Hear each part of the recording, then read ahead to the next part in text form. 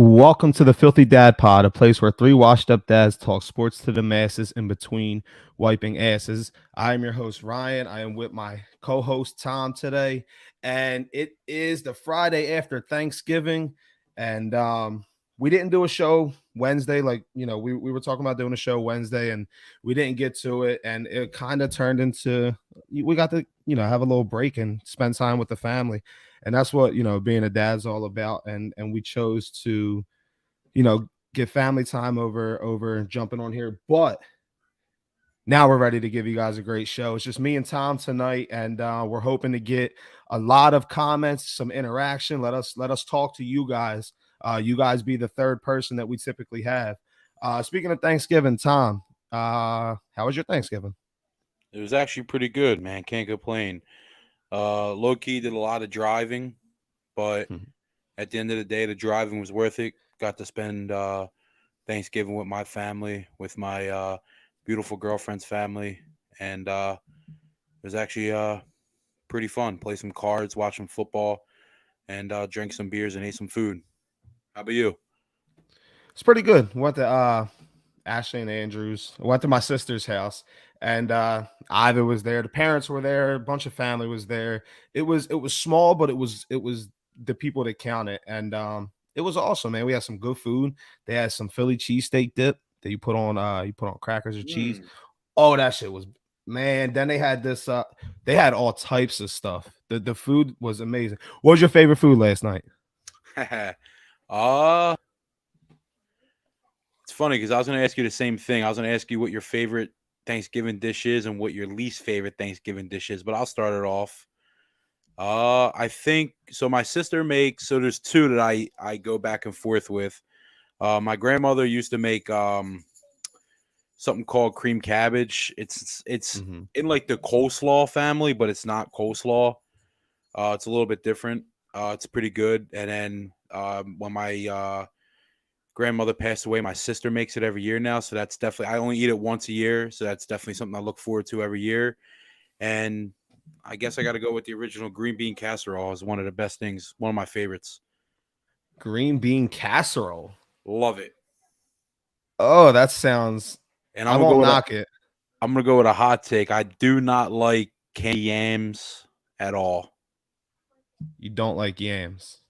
No, I don't like Yeah. regular yams. I don't like candy yams, whatever they put with the marshmallow on top. I'm not a fan. All right. So I would say my favorite dish is probably.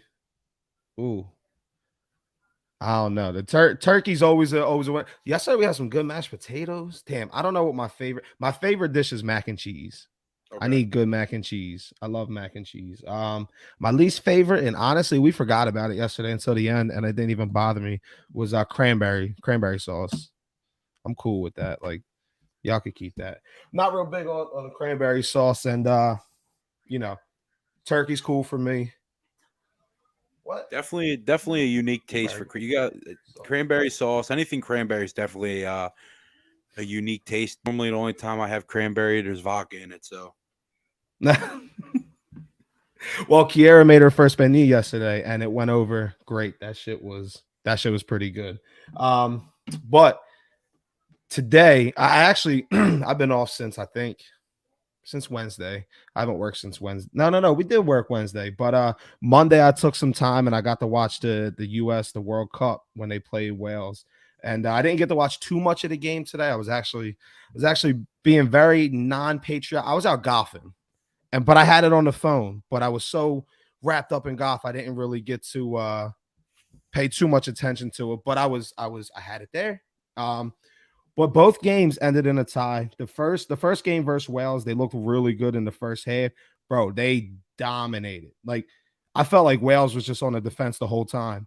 And the second half, they kind of got out of that a little bit. Wales was able to create some pressure, get some good shots on, and they tied it late. And I don't understand why. I mean, maybe you probably know more about soccer than me. How come there's at least a 15-minute or 30-minute overtime period in these games, these qualifier games, or so these I tournament know. games?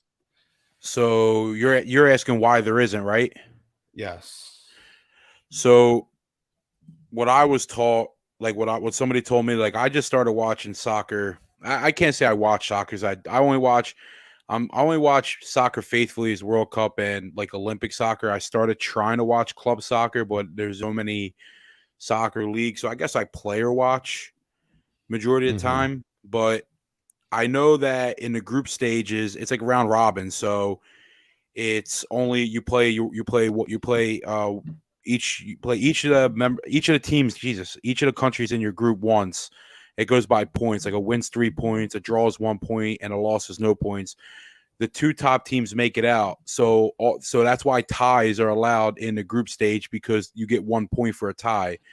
But then when you make it to the round of 16, which is a knockout stage, that's when you'll get your I believe that's when you'll get your 30 minutes. You'll get your 2 15-minute extra 2 15 minutes extra, your 30 minutes, and then if there's still no score, that's when you'll go into penalty kicks. But that's because it's one game elimination. Here it's not one game elimination. It's because you still have a chance with two other games. So like USA, because they tied today with England, they now have, or yeah, they tie with England. They now have 2 points.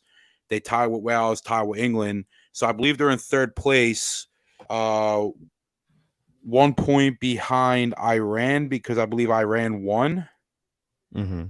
So now we win on Tuesday. We're in. So the only top two teams from each stage make it to the round of 16. So I believe if we win against Iran, we'll qualify. Depending, assuming that England's going to beat Wales.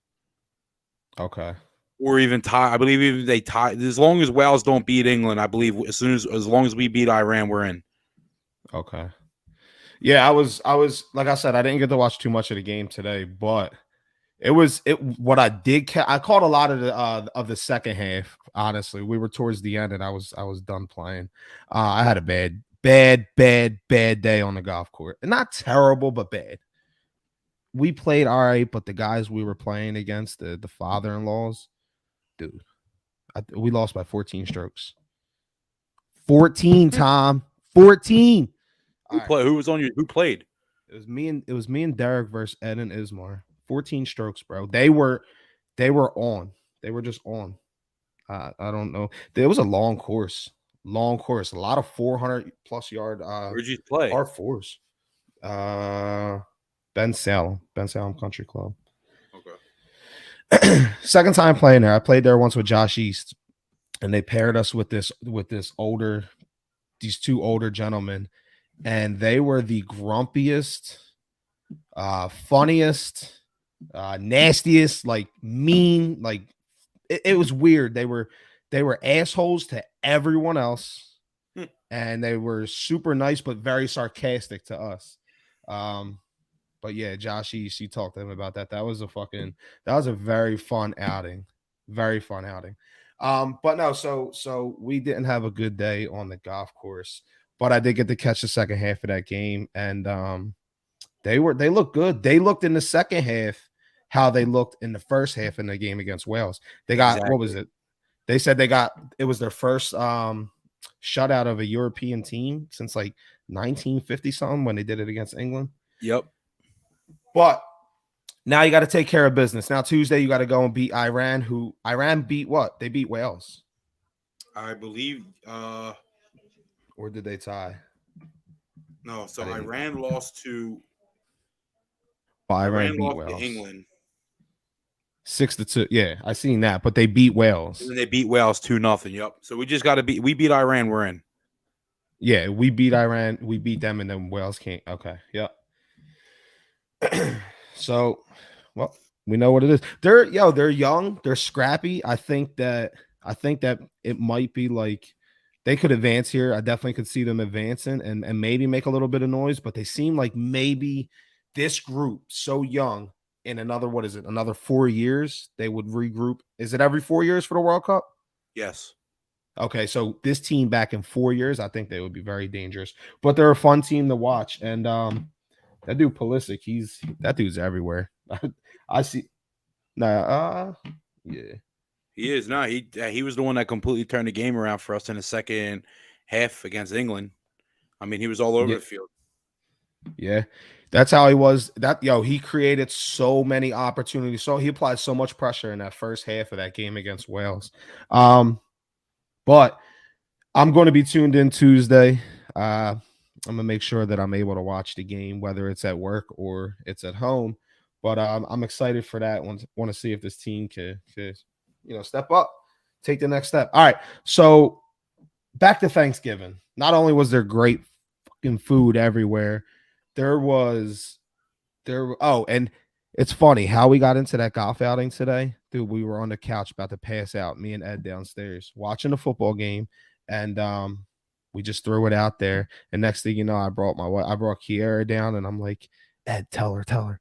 And so Ed got it approved, and we went golfing. But we were watching a couple of the games. At that point, the Cowboys were embarrassing those frauds from New York. But the first game of the day was the Bills and the Lions. Bills got out with a dub.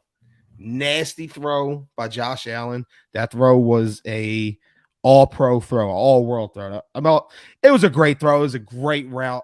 Diggs kind of got open, but that's a big what do you get there? 38, 40 yards, puts them in position to steal that game from the Lions who played good. They almost had their fifth straight win. Every time it looked like the Bills were going to put them out, they just kept fucking fighting. And for real, as good of a throw as that was by Josh Allen and as clutch of a play as it was, like I said, that's an MVP throw right there. Yep. He's not MVP though. He got outdueled, and I'll argue you numbers. He got outdueled by Jared Goff. I don't care what anybody says. He got outdueled by Jared Goff. Jared Goff threw for 13 less yards. They both threw for the same amount of touchdowns, and Josh Allen threw a pick to where Jared Goff didn't. And Jared Goff had to where Josh Allen was responsible for his turnovers. Jared Goff got messed up on a fumble that wasn't his responsibility. And look, they lose by 3. Jared Goff outdueled Josh Allen. I don't care what you say. I'm not saying he's a better quarterback, but in that game, he outdueled him. Yeah, he outdueled him in the passing game for sure. And Jared Goff had 5 less passes with only 17 less passing yards. 13. No, I'm Yep. sorry, 7 less. 7 less. 17 less. Dude, I'm 13 less passing yards. Yes, 13 less passing yards, 5 less attempts. And Jared Goff had a better QBR. But Josh Allen on the ground, 10 for 78. Still, again, I can't fathom it anymore. Your quarterback should not have more rushing yards than your running backs. I don't care if it's Lamar Jackson, Jalen Hurts, or Josh Allen, or Justin Fields. It's just, I mean, we all know it happens, but in my opinion, it should never happen. I mean, listen though. So that's where I said that as a quarterback, Jared Goff outdueled Josh Allen. Oh, absolutely. But not as an overall player, because Josh Allen is so much more than just a quarterback that throws the ball. He did lead them in rushing yards. And I'm like this, bro. If it works, why do you care? Like, if Jalen's going to lead the Eagles in rushing yards over Miles Sanders, I really don't care. If they're winning, Justin Fields. Now that's a situation where I'm kind of like, I know the kid don't got a lot of talent around him, but it's like that's not equal in winning. But if your team's winning and you're doing that, who cares? At least that's my opinion. No, I hear you. The difference is like Josh Allen just doesn't know when to slide. That's what scares you. He's look, he's a like dog. I know, but I love that he wants to fight for the extra 2-3 yards. But I mean, that's always. I mean, it's for any position though. But your quarter. I mean, that's why the NFL tries to protect the quarterback so much. But Josh Allen just doesn't give a fuck. Nah, I mean, and that's what's made him the quarterback that he is. And he's big enough, bro. Josh Allen, that's a big dude. Like, he's built. Yeah, so typically it's quarterbacks who are trying to avoid the hit. Josh Allen is he's so big, he's so strong. That dude's trying to create the contact. He's like, no, if you're gonna tackle me, you're gonna get this. I'm gonna fuck you up in the process. Like, you can get the tackle, but it's not no light shit over here. And he's, like I said a couple weeks ago, he's like kind of transforming the quarterback position. You see so many other quarterbacks are like that now. Jalen Hurts, Jalen Hurts is once he gets down inside that 5, he's not going down. He gets inside 2 yards of a first down that he needs, he's not going to the ground. He's not stepping out and saying, "No, we got another play." Fuck that. It don't even matter if it's second down. Dude's lowering his shoulder. You seen Justin Fields the other day. Came on a quarterback draw to the left side. He got to the goal line and there was 2 defenders there and he cut up and he like he was shot out of a cannonball right through the defender's chest in touchdown, and the defender was fucked up on the play. Mm-hmm. These quarterbacks are changing, bro. Like they're still going to get protected and they don't want to get hit when they're being blindsided or drugged down by a 300-pound lineman. So they're still going to protect them in that regards. And then of course, when you're sliding or if you're about to step out of bounds and these dudes are cheap shot, and I think they should get penalized every time. But when it comes to running the like these quarterbacks are getting more aggressive, they're getting more talented, more athletic, and it's a skill set that, I mean, you see a lot of teams go in that way. There's no more, I love the guy, but there's no more Peyton Mannings. Tom Brady's a dying breed. This stand in the pocket, Drew Brees, Phillip Rivers don't move, and no, there's just look at the wave of young quarterbacks. Even the unathletic ones can still move. Yeah. It's crazy. It's a whole new, again, the quarterback position has transcended. And I think between Josh Allen, between Mahomes, between Lamar, like it's the wave of the future right now. It's what's in and it's what's working. Yeah, you mean Jared Allen, right? Not Josh Allen. Jared Allen. Fucking ESPN with that bullshit. Dude, I got the notification. I'm looking at it and I'm like, who the fuck is Jared Allen? And I clicked on it, and I know they fucked up and they meant Josh Allen, but guy fucking throws a great pass, wins the game, and they can't even get his name right. Yeah, he was on one of the podcasts I was listening to a couple weeks ago, and he had like just got inducted into, maybe it was the Vikings Hall of Fame or some shit. They had this dude riding in on a horse. I was like, Vikings fans are I like them so much less. And I'm fucking proud to be able to say I was all over Minnesota when they were hot. And then that Dallas game, I jumped off. And then last week I jumped back on.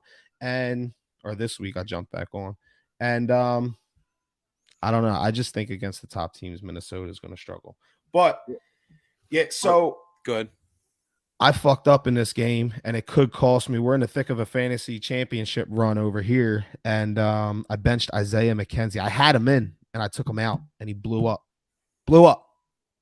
22 points. Cost me. We're in the thick of Isaiah McKenzie. I had him in. Fuck? You listening to me in the background. That's how good I sound. I like it. And then, yo, for real. Now, this is where I'm going to kind of get some wishful thinking. Why the fuck is DeAndre Swift getting 5 carries? Why is Justin Jackson getting 4? What are they doing to Swift, bro? I mean, he had 8 targets. Maybe they're trying to use him as more of as a receiving back, but the dude got talent, bro. I watched him all game. I watched him his whole career. Dude, they even gave him the ball in the red zone. Finally, he scored. They called it back, and that's when Amram St. Brown scored. But yeah, that was like adding salt. It was, dude, because I wrote in a group chat. I was so excited. I was like, we have a Swift sighting. And fucking 2 minutes later, they called the touchdown back. But it's like, I mean, listen, he's on my fantasy team. I did bench him. I've benched him the past couple weeks, but I don't know if he's too good. He's so athletic and so agile. He's so good to be riding Jamal Williams' coattail, even though Jamal Williams is playing great football. But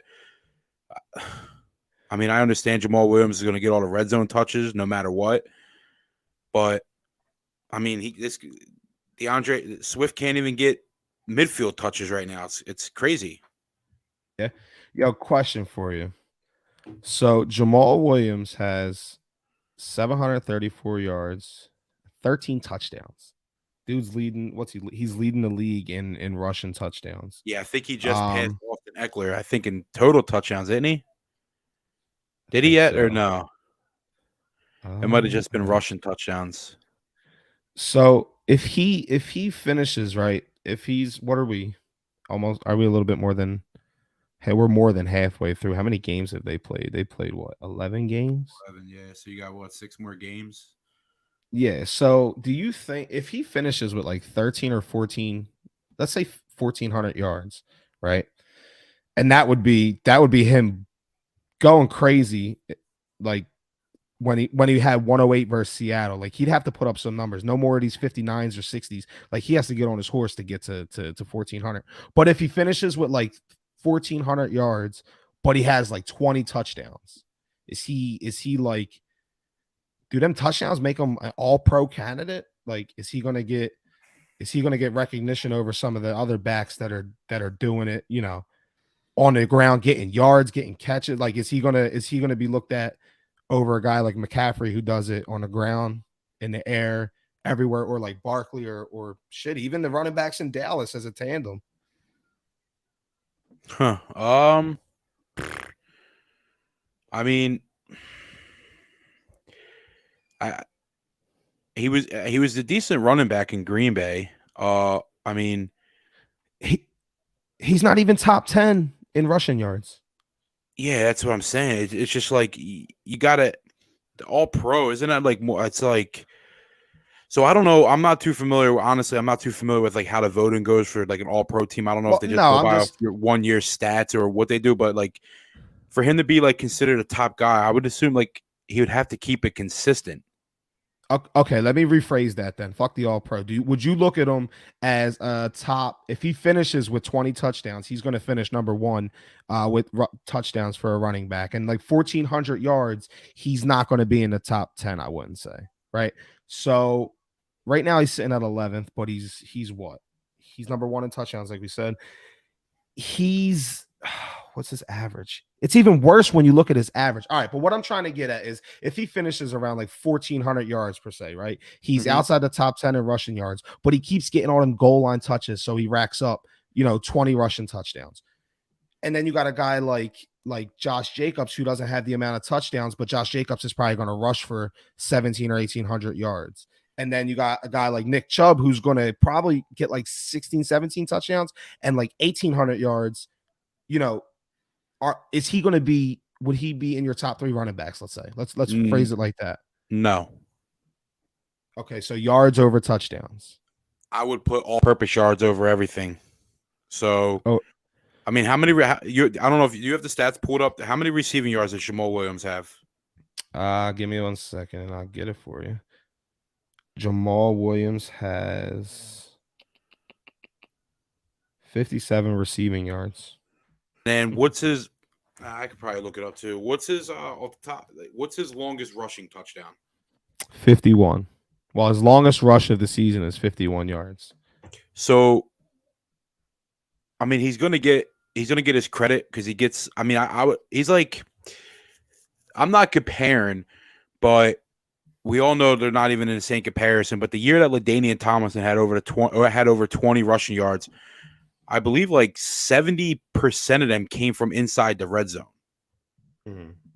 So, I mean, listen, you put points up on the board. That's all that matters. I don't care if you score 41-yard touchdown runs. You're still putting up 6 points per score. Mm-hmm.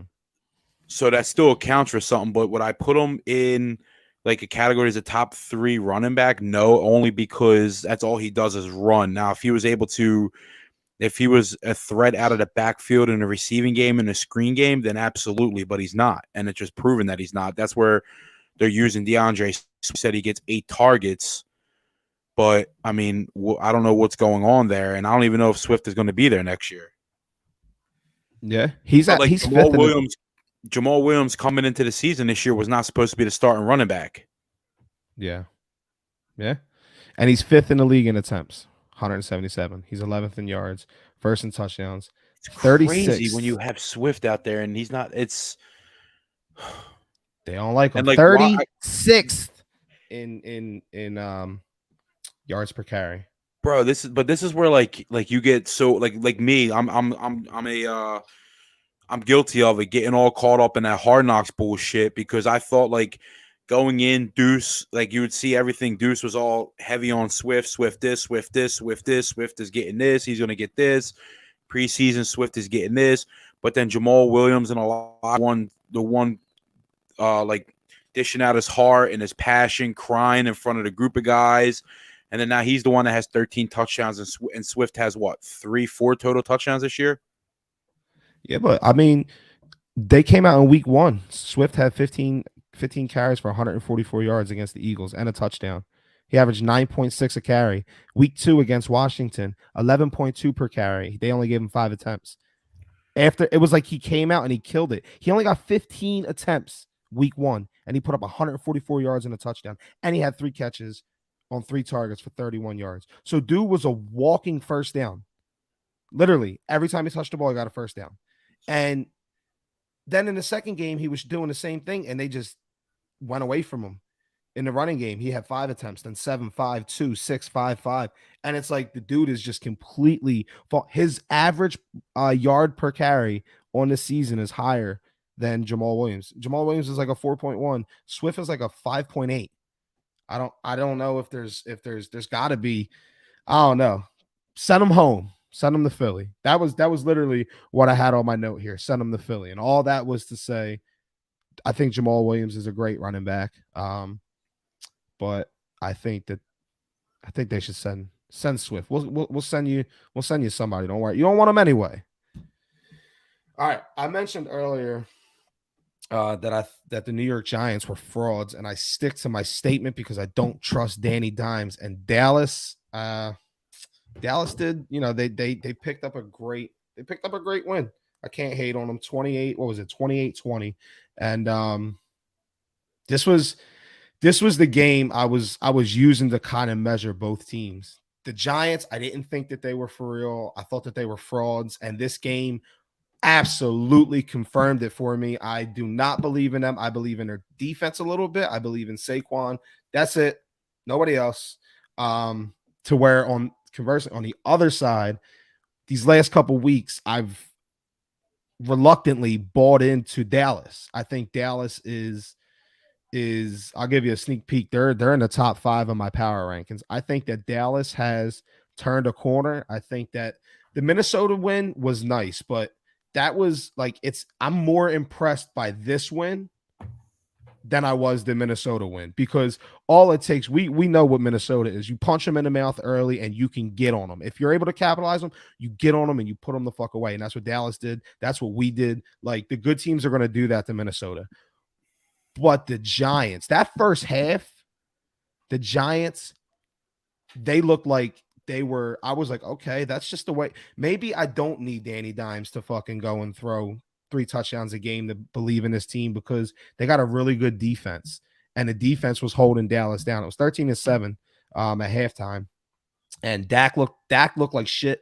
He had, like, I counted 2 or 3 big misses on easy throws. He had a bad interception. He had 2 interceptions that were questionable throws.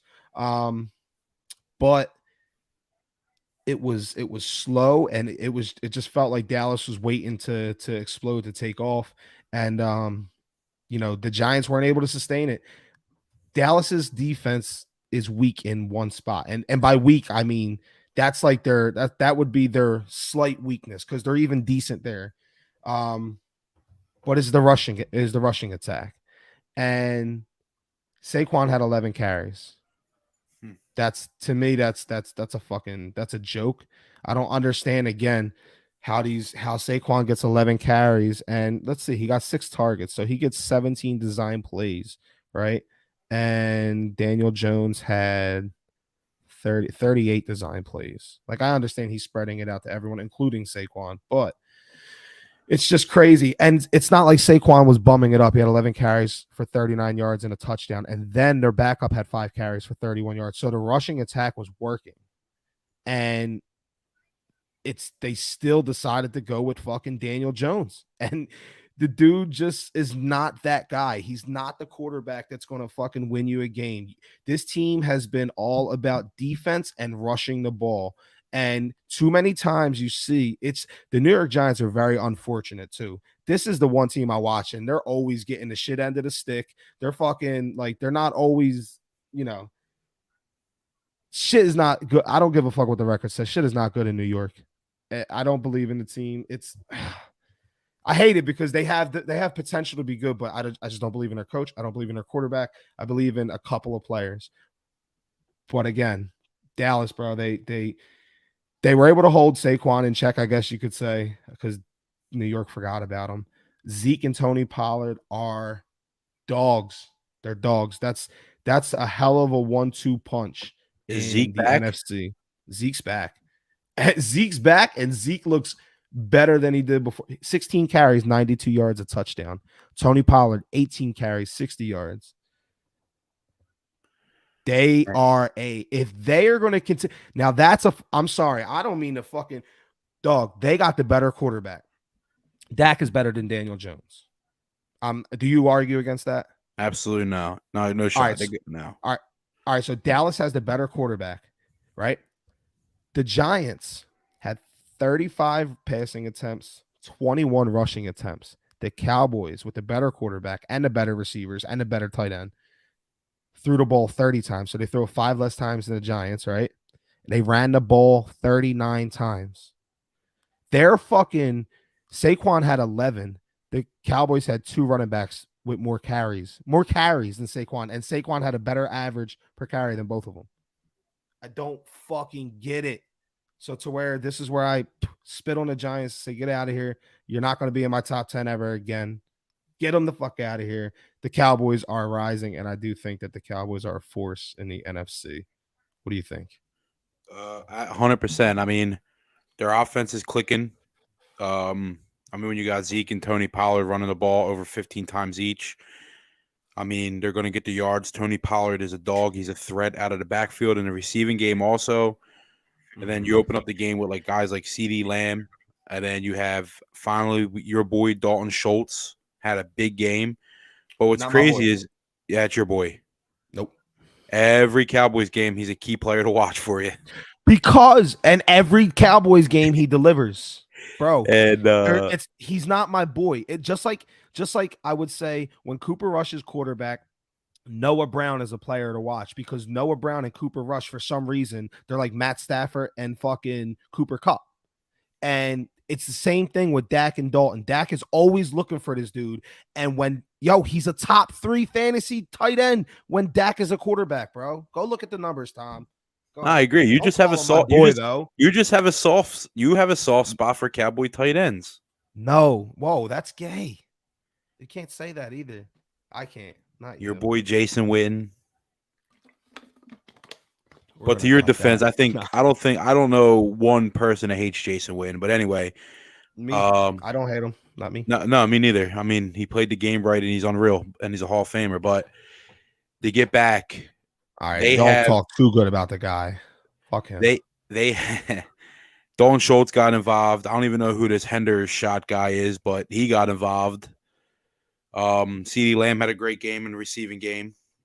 I believe he had over 100 yards. He had 106 yards. Michael Gallup had 5 for 63. But that boy, the defensive player of the year, had 2 more sacks yesterday. He's a bro. I haven't seen anything like this dude, bro. I haven't even gotten to sit down and I want to sit down and watch all of his plays on the season, like his highlights. Bro, he's like a highlight every play. It's crazy. It's like I'm not mad we got Devontae Smith, but now it's like, damn. Oh, I love Devontae Smith. Yo, me too, but I'm just like, give me Micah Parsons though. Oh, absolutely. But it wasn't like one of them. Everybody knew Micah Parsons was great, but nobody knew he was going to be the player he is. But I wouldn't say I can't name the people, but I know I remember just simply because I don't remember who it was. But I do remember seeing like on my Facebook list and listening to this podcast and different shit like that. There were definitely people that were on the Micah train. Maybe I thought maybe it was hype because he's Penn State. This is PA. Everywhere I heard it was around here. And anyone from here is the next greatest thing ever. But there were some people that were on the Micah train and said this dude's going to be fucking for real. And I was very much Devontae Smith is a great receiver. I think he's on his way to being, he could be a number 1 when AJ Brown, because he's younger, when AJ Brown is slowing down, Devontae Smith could morph into the number 1 and we could still have that duo. But I would trade him for Michael Parsons. I would fucking trade whatever we'd have to go back and just swap that, or like whatever we had to do. Mike is a game changer. But He that's what's on crazy is defense. because Dallas is the one that traded with us, and we both got who we wanted the entire time. Yeah, yeah, and So, when I say this dude's a game changer, like what's the last defensive game changer that in his prime you were like, holy shit, unstoppable? Aaron Donald. Aaron Aaron Donald was Donald, the yeah. last one that was like, wow, this dude is Superman. And now Michael Parsons has taken Aaron Donald's role as Superman. He's the best defensive player in the league. If he's going to make people consider, I think that the MVP should be changed. I think there should be an offensive MVP, defensive MVP. Like you can't continue to look down on, I'm not saying they're looking down on him, but by not even he's been talking about that this week, about why the MVP is a quarterback driven award. And I think he's making a great case. Just how take him away from that defense right now. And all Dante Fowler don't look as good. That young kid that they got in the middle that's balling, he don't look as good. The offense don't look as good if Mike is not in there because he's the one fucking causing havoc to give them short fields and to get them the ball back so much. That dude is, if he wasn't there, I wouldn't believe any. I wouldn't think Dallas is a top 10 team. With him there, I think they're in the top 5. I think he's that good. I think he's the best defensive player in the league. Sign me up. I wish he was on Philly. I mean, he's got 12 sacks on the year. He's one behind Matthew Judon from New England. And then the next person behind him has 10.5 with Nicky Bosa. And he has a game. So he's one behind the sack leader in the league. Yep. He has a game this year where he was on the field for 43 snaps and he only lined up on the line for 2 of them. He played linebacker the whole game. That's ridiculous. He switches back and play. He's not always on the fucking line. And he's second in the league. He's one behind the league leader in sacks. Yo, as I'm looking this up, guess who leads the league in tackles with 110 tackles total? Number 44 for the Indianapolis Colts. Yo, just thinking of that he has 110 tackles already, and we're only 12 weeks in with 6 games left. He's everywhere. He is I seen it with Jamal Williams. There was a thing where you could buy into player stocks, I guess it was. You buy him at like Jamal Williams was at like 10 cents or 11 cents, and he shot up to $11. It's like gambling, but stocks for players. If you cash in on Zaire Franklin right now, he's still kind of down there. He's still kind of, that dude is going to be an all-pro player. Watch. I fucking have, I've been telling you I don't know how long I've been telling you this kid is, he's a hard worker. I can vouch for that. I can vouch for it. Is he like another Luke? Is he like another Luke Kuechly? Luke was extremely physical. Luke Kuechly was one of the craziest and most physical linebackers I remember seeing in the last. Play without a helmet on. Yeah, he's a fucking wild child. It's just they're like the way that they carry themselves are just not the same. But like in terms of play, if he gets more physical, yeah, I could see him. He's in every play. I watch all their highlights simply because I want to see what he's doing, and he's everywhere. And he's going to this. If he finishes with the most tackles, which he will, bar an injury, this ain't gonna be the first and only time he wins that award. Again, he's everywhere. He's already the captain of that defense. You gotta remember that he's a defensive captain and he's a sticker caller from the beginning of the season on a defense that got Darius Leonard, Shaq Leonard. Like, that dude is one of the best linebackers in the league coming into this year, even though he was hurt. And you got this dude who's in his 3rd or 4th year, and he's just taking over. He's the life of the defense right now. That defense is playing good. Yeah, it's my guy. He's a beast. So he has what? So they played 11 games. So he has 6 games left. He's averaging right now 10 total tackles a game. Mm-hmm. If he could tackle, he could get 11 tackles a game for the rest of the year. If my math is right, he has 110. That'll be 1166. That'll be 176 total tackles. Would be the most total tackles in a single year for a defensive player, which is held right now by 2 players, Gerard Mayo and Patrick Willis both have 174 total tackles in one single season. So he would break the record by 2. He would break the record by 2, just assuming if he could average 11 a game for the rest of the year. Ooh, that's a tall task. That's a lot of fucking tackles. But how many has he averaged? Do you see how many he's averaged so far this year? Do you know how many he's averaged? They play what you said, 11 games. Yeah. So this is total tackles, not combined tackles. Okay. Okay. Well, combined tackles is the number that they go for. That's the number you're counting. That's where he's at 110. You still with me? I think I am with you, yeah. All right. So either way, regardless, if he's able to just average 12 tackles a game for the next fucking games or next 6 games, you'll be in good fucking shape. I think he will. He had 15 against the Titans, 12 against the Jags, 13 against Philly. Well, it's just weird though, because when I looked it up, Jared Mayo and Patrick Willis are tied for the most combined tackles in a season with 174 tackles combined. But then, and that was in 2010, 2007. But then when I go to somewhere else, it says Foy Alukun in 2021 had 192 combined tackles. He had 102 tackles, 90 assisted tackles. Dude, I'm all over the fucking place. It's all good. He got a lot of goddamn tackles. Is what I'm pretty much what I'm hearing here. Yeah, I see all different types of numbers. Regardless, let's get back to the game at hand, which was the Cowboys Giants. Cowboys look great. Giants look like shit. They're frauds. But then the nightcap was the Vikings and the Patriots, and the Minnesota Vikings had the fourth quarter that they needed to. They put the fucking Patriots away. I was actually impressed with the Patriots. I was. I didn't get to watch too much. So I did watch the game, right? But I was driving home from Thanksgiving.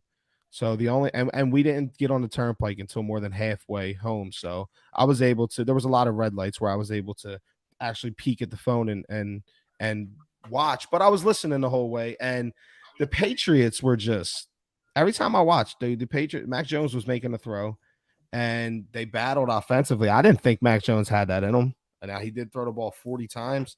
But 382 yards is pretty impressive. I know Aguilar had a couple big catches. He had a lot of long passes though. So those numbers are definitely a little bit inflated, but good day from them. And they still fucking lose because Kirk Cousins decided to show up on a primetime game. And Justin Jefferson, you called it. What did you say in the group chat? He's back? Yeah. And he was. He destroyed it. He did exactly what stars do. And even Thielen had 9 catches, only 61 yards, but he had a touchdown too. So Jefferson was able to get, and then there was a Jalen Reagor sighting. He caught a 25-yard pass and he did his stupid little fucking celebration that he used to do here. And it made me fucking so irritated. I'm just like, dude, nice play. Can you string together like at this point, I wouldn't even be mad if he turned into a decent player. Just show that we weren't complete. I mean, we were complete dipshits and taking Reagor over Jefferson, but show something. But you said you watched a good amount of this game, Tom. Yeah, I watched the entire game. All right, so what did you think on the game? I mean, Minnesota did look. It did look a little scary for Minnesota at first. I guess the main thing with the game is what everybody's talking about was that a catch at the end of the game for Hunter Henry? Was that a catch? I mean, that was. It's so like catching a ball is like so controversial in football today. It's just like, nah, it wasn't a catch. Nope, they just played it. Hell no. It No, hits. I'm looking at it right now. It hits the ground. Once it touches the ground and it starts squirting around, and then no, that's he didn't catch that ball. but you And can't tell Patriot fans that. well, tell Patriots fans that a couple years ago against the Steelers, Jesse James did the same exact fucking thing, and it benefited them. And they said that it was that it's the rule. It's the rule. You got to live with the rule. All right. Well, it's the fucking rule. Live with the rule. It wasn't a catch. Was not a catch. Sean Ryan said that to me today. He said that if that's not a catch, then Corey Clement's touchdown wasn't a catch. And I was like, actually, I think the Zach Ertz catch is a perfect comparison. And they were both catches. They were both touchdowns. And Yeah, but Zach Ertz took 3 steps and the ball broke the plane before he even hit the ground. So he caught. I mean, he caught the ball on a slant route. Took what 3 steps and dove into the end zone, and the ground the ground can't cause a fumble, and he made he made 3 football moves before he dove into the end zone. Yeah. I mean, the Corey Clement one is the one if you want to argue it because looking like first of all, that was a dime of a pass by Nicky Foles. Shout out Big Dick Nick for that pass because that pass was on the money. It was. But other than that I thought if any catch you're gonna argue about, that's the one. I thought Zach Ertz was clear cut, not even close. Yeah, but so I don't think that it was a catch. And regardless, you lost. It wasn't a catch. They didn't. You know what? What did Jason Kelsey say? You loved to say it last week. It wasn't a fucking face mask. Listen, it wasn't a catch. Goddard. It wasn't a catch because the ref didn't rule it a catch. Exactly. It doesn't matter what you think. It's a matter what the refs think. If there's a blatant pass interference call and the refs don't call it, then guess what? There was no such thing as a pass interference call. You move on to the next play. But in that situation, unfortunately, too bad, you can't move on to the next play. With that being said, Tom Flynn's Turkey Day lock of the week was a guaranteed hit. It was. It was. I perk up every time I hear the Tom Flynn lock of the week. I love it. And we're gonna have another one. We should have another one. We do have another one. Don't worry, that's coming at the end of the show. At the end of it. All right. So Vikings look good. Vikings get back on a winning streak, or back on a winning side, not a streak. And the Patriots drop a very important game because of how tight that division is and the fact that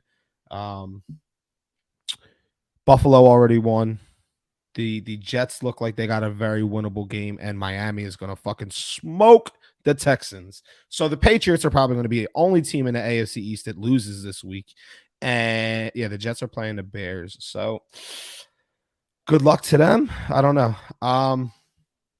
But we can move on to some of those 1:00 games. I wanted to jump into I mentioned the Dolphins. And jump into the Dolphins and Texans. Miami comes in as 14-point favorites. The over-under is set at 47. And they have the Miami Dolphins. They have a punching bag game here as they welcome Houston to town. And I wanted to say this in like an accent. Them mighty Texans are riding. They're riding a bottom 3 defense, a bottom 3 offense, and a backup quarterback, Kyle Allen, into Miami to go against possibly the best offense in the league, as Tua and the boys are primed for a fucking explosion game offensively. And to pour salt in those deep Texan wounds, Derek Stingley is out for the game. Derek Stingley Jr. is out for the game with a hamstring injury. With all that being said, Miami, as much as I think that they're going to fucking put on a bomb show, they got to be careful because this Texans team isn't really all that dangerous outside of rookie running back Dameon Pierce, but their upcoming schedule, that is dangerous. They got the 49ers, the Chargers, and the Bills in their next 3 games after Houston. And San Francisco and Buffalo are both away games. So Miami should blow up this game, but they got to be careful not to look ahead of the Texans because if they're sloppy, if they do get sloppy and their rush defense can't contain Pierce, Houston could at least make them sweat a little bit. And I think that Houston could potentially make them sweat, but a lot of things got to go their way. I think Miami wins this one big, 38-10. Yeah, I mean, I'm like, every time I say a game's not going to be close, the fucking game somehow becomes close. So I'm going to I stay think away this. from saying that the game's going to be close or not. The Miami Dolphins are going to win. I don't. These are the games where, like, I feel like sometimes we expect a blowout and somehow Miami's going to play down the competition. Some bullshit like that. I mean, they shouldn't. They have too much of an explosion offense for that defense. But I do think if any game's going to be a good game, if any player to watch, I would think it's going to be Damian Pierce. Yeah.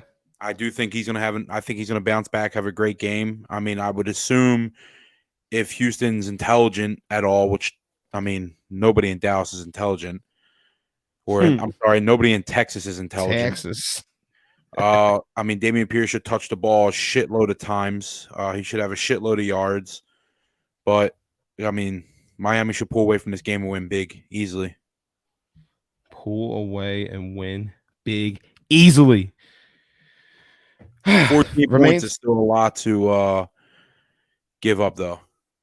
It is. It is. And still, I would be all over it if I was betting this game. Miami. Listen, we talked about Houston is not going to throw the ball against the Dolphins. I just don't. I mean, they could, but the pass rush ain't going to hold up. I mean, the pass rush from Miami is they're gonna eat. Their coverage is kind of a weakness, I guess you could say, but the run defense is really good. So to where Houston has to rely on their rushing attack with a backup quarterback and really no weapons. Miami, it's going to be playing right into Miami's hands right there. And then on the other side, Houston is dog shit on defense, and they're down another cornerback. I don't see. I think that's going to be a turn off at halftime kind of game.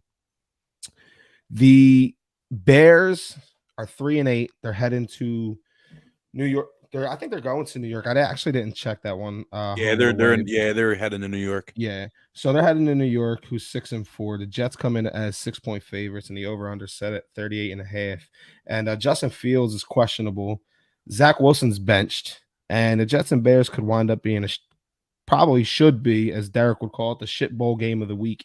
Bears are going to have a hard time scoring on the Jets defense that has allowed 17 or less in 4 of their last 5 games. They're a top 5 defense in the league, and if Fields is unavailable to play, the Bears would be lucky to see double-digit points, honestly. For the flip side, Mike White just needs to beat 3.5 yards per pass to be a better quarterback than Zach Wilson was last week. And for real, he either needs to help this team win or just stay the fuck out the way. Honestly, help them win or just get out the way, give it to the running back, let the defense create some short fields, and let the guys around you win the game. Don't play hero ball. And then if you fuck up, go to the podium and say, I fucked up. Or you're going to be on the bench like Zach Wilson is. And if Chicago is going to win, they're going to need Justin Fields. If he's not there, they have to find a way to try to get that rush attack going, which I don't see happening without Fields. But they need that, and then they're going to need a big splash play from either defense or special teams. Realistically, though, this game could go either way because as good as the Jets defense is, and I think that's the strongest unit in this game, and I think the Bears defense is it's the Bears defense. The Jets offense is not that good. So I don't see maybe the Jets have to come up with a splash defensive play to win this game. But if Fields is there, I think the Bears win. So I got kind of a two-parter on this. If Fields plays, I think the Bears win 17-16. If Fields doesn't play, I think the Jets win 14-9. Shit bowl game of the week. 14-9. Yes. No, the other one was the shit bowl game of the week. Do you got anything on this matchup here? All I know is after watching last week and Zach Wilson, watching the halftime performance show from the Jonas Brothers yesterday was better than Zach Wilson's performance. Nope. Trade Jalen Hurts right now. Give me. I don't ever want to see, bro. I don't ever want to see the Jonas Brothers. I was sitting there yesterday, bro, and I was half asleep, pretty much in a turkey coma, and I'm like, are they playing in Dallas? And Dallas would be the team to do that. they're playing the Jonas Brothers, and I was just imagining a bunch of grown men Cowboys fans in the stands with their stupid little hats on and their blue face paint singing the Jonas Brothers. Like that is what I envision. Could you imagine them coming to Philly and putting the Jonas Brothers on at halftime? I know somebody who would be begging to go to a Eagles game if the Jonas Brothers were playing at halftime, Who's that? and that would be Brianna. She was like the happiest person in the world yesterday when she seen Nick Jonas come out. Like her jaw dropped. Yeah, the one brother don't even sing now. No, The I one do. brother, I asked that question yesterday. Two of them singing, and I'm like, all I know is the dude Nick Jonas, whatever. Jonas. I don't know Joe or I don't know the other dude's name, but I was like, how come only two of them are singing? And she was like, then she went into a whole spew of how many times she's seen him in concert, and it was like over a handful of times. So Like why wasn't he singing? she said, all he does is play the guitar. I was like, well, that's like the fucking oddball. That's like middle child syndrome. That's like the middle child that like your parents had to keep but didn't want. Damn. He just all he does is play the guitar. He doesn't say a word. Yeah, no, it was I thought Philly playing Taylor Swift at what was that, game 3 of the World Series in '08? I thought that was tough. That was but she was what was in at the time, but the Jonas Brothers, they're old. What I'm not gonna hate on the Jonas Brothers. They got some good tunes. They have a fourth brother, Iva just said. I don't know anything else about. I think good. I want to know They why. perform. I want to know why Aunt Iva knows that. She knows the Jonas Brothers. That's her stuff. Nah. All right. So, do you think who wins the game tomorrow? Did I ask you? No, I didn't. Who wins the game tomorrow? I think this is like. I mean, I understand why they're making Justin Fields questionable, but tell me what sense at all even play Justin Fields when you know you have no shot to win. I mean, you don't want to at this point. You don't want to win any more football games, and you don't want to risk an injury, and you're not playing for anything but a draft pick. And what's the point even playing Justin Fields tomorrow? So I think Chicago is going to take their head out of their ass. They're going to realize what's the point of playing them. And I think the Jets are going. I do think the Jets are going to win the game, and I do think Mike White will at least get them into the red zone, hopefully. But it's going to be a very low scoring game. I agree.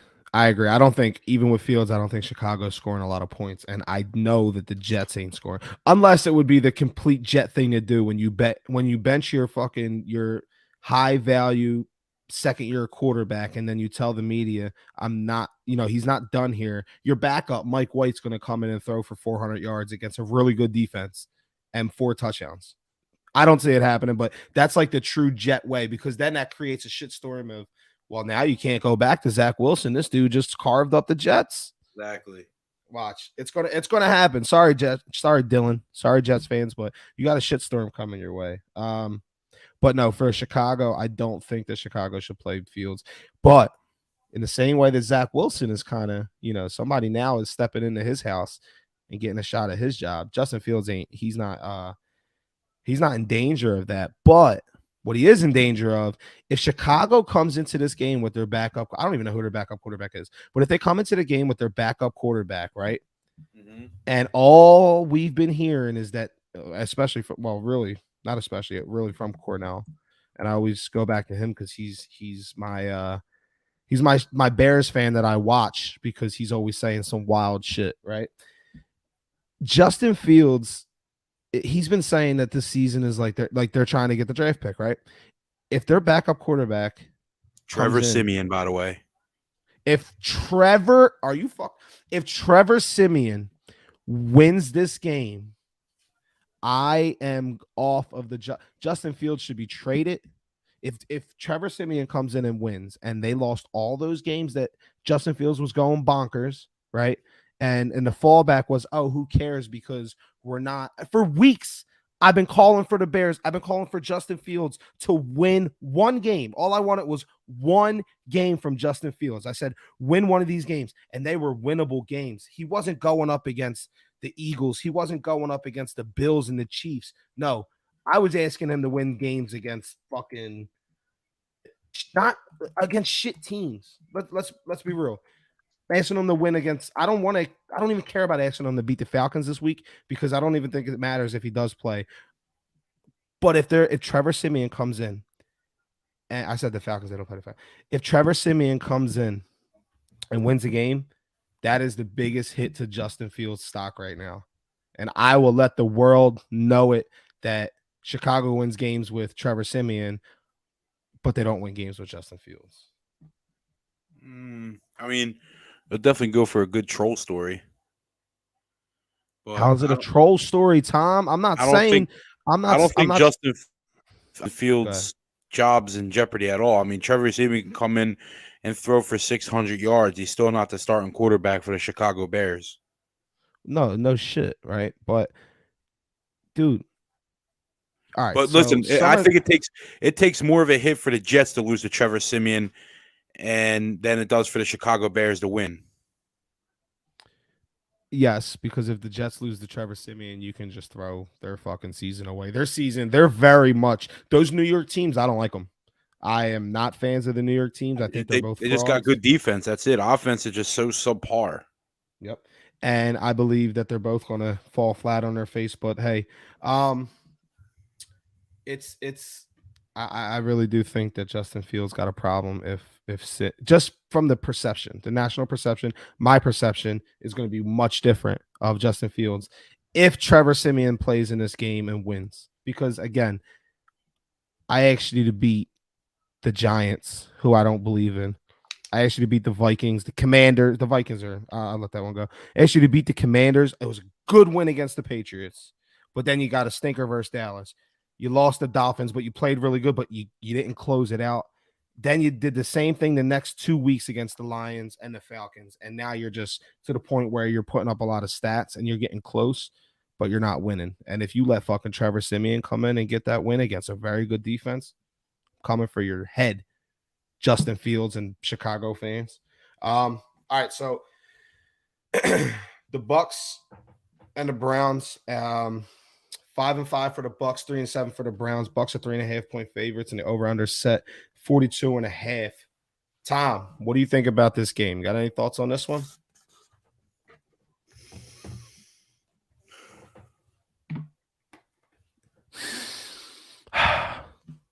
You already know what I'm going to say. Well, say it. Let's hear it. What are you going to say? What game did you mention? The Tampa Bay Bucks are coming in off the bye. So if you're mentioning the Tampa Bay Bucks, you should already know what I'm going to say. Do you know what you're going to say? Tom Terrific is back. I want Tommy Terrific right here, right now. Tell me why Tom Terrific is back. He's coming off of a nice win overseas. He's coming off a beautiful bye week. I'm hoping he met a beautiful lady now that we know Giselle's messing with some MMA fighter, whatever he is. Tommy knows he has no chance to argue with him. Tommy knows that he's putting her in positions that he never could. So Tommy's finally going to move on. Tommy's got his head out of his ass, and Tommy's going to shred the Cleveland Browns. I agree with you. I do think that the Bucks are going to win. They're coming in off the bye, and the Browns are coming in off an ass whooping. Bucks again, 5-5. They're on top of the NFC South. They're looking to continue their bounce back season. They won 2 in a row. They're trying to make it a hat trick with their third. They still have some room for slippage in the NFC South if they were to slip and drop a game here, because the rest of their division is dog shit. But the Browns, they got no room for error. None. This is Brissett's last start as Deshaun Watson is scheduled to return next week, and they've lost 6 of their last 7 games. The only teams that they've beaten are in the AFC North, and they beat the Panthers. But they got a good chance again this week to live through Nick Chubb as the Bucks bring a less than stellar rush defense to the table. But they've shown that they're not scared to forget about Chubb and just say, "Hey, Jacoby, go win us this game." He has 25 carries in their last 2 games. They're both losses. In the last game that they won, he had 23 carries. So 25 carries in the last 2 games. The last time they got a win, he had 23 carries, and you could kind of see that. You do I have to keep saying this every week? How Nick Chubb equivalent is equal to wins for Cleveland, but when he don't commit to this goddamn dude, they just continue. I don't understand it. It's every goddamn week, bro. It's every week. And it's going to be again. Watch, they're going to do it again this week. And I'm going to be on here fucking saying the same shit over and over and over. Brissett needs to hand the ball off 35 times this game instead of trying to be a gunslinger versus a top 10 pass defense, or this game's going to get ugly. They have the best run. I am sold on PFF. I paid for the extra subscription and all. I have all the stats at my fingertips. And I've read about their rankings, and I trust their rankings. And they have Cleveland with the best rush block attack in the league, and Cleveland with the second best rushing attack in the league. And yet, time and time again, Kevin fucking Stefanski says, Jacoby Brissett, go win us the game. I don't get it. I don't understand it. But I'm not an NFL coach, so maybe I shouldn't understand it. The Bucks, they haven't been what we've expected, but the problems that they're having, they are fixable. They're not dominating on offense like we've seen the last few years, but they've been effective, and they've most importantly, I think, is they haven't been like overwhelming anywhere, but they've been solid. They've been solid across the board on both sides of the ball. But again, every great offense has to find their stride, and again, they've been solid. They haven't hit their stride yet, but they're close. I think that they're close, and I think that this game is another great chance for them to beat up on a team that just seems to keep losing games. Cleveland once had a good secondary, not this year. Their secondary is not really anything to write home about. It's very middle of the league ish, I think. And I think the Bucks are going to beat up on them. I think Cleveland might pull close late. So I got 28-10. So how we're talking about with job jeopardy, Sunday's game, Leonard Fournette's job is 100% in jeopardy.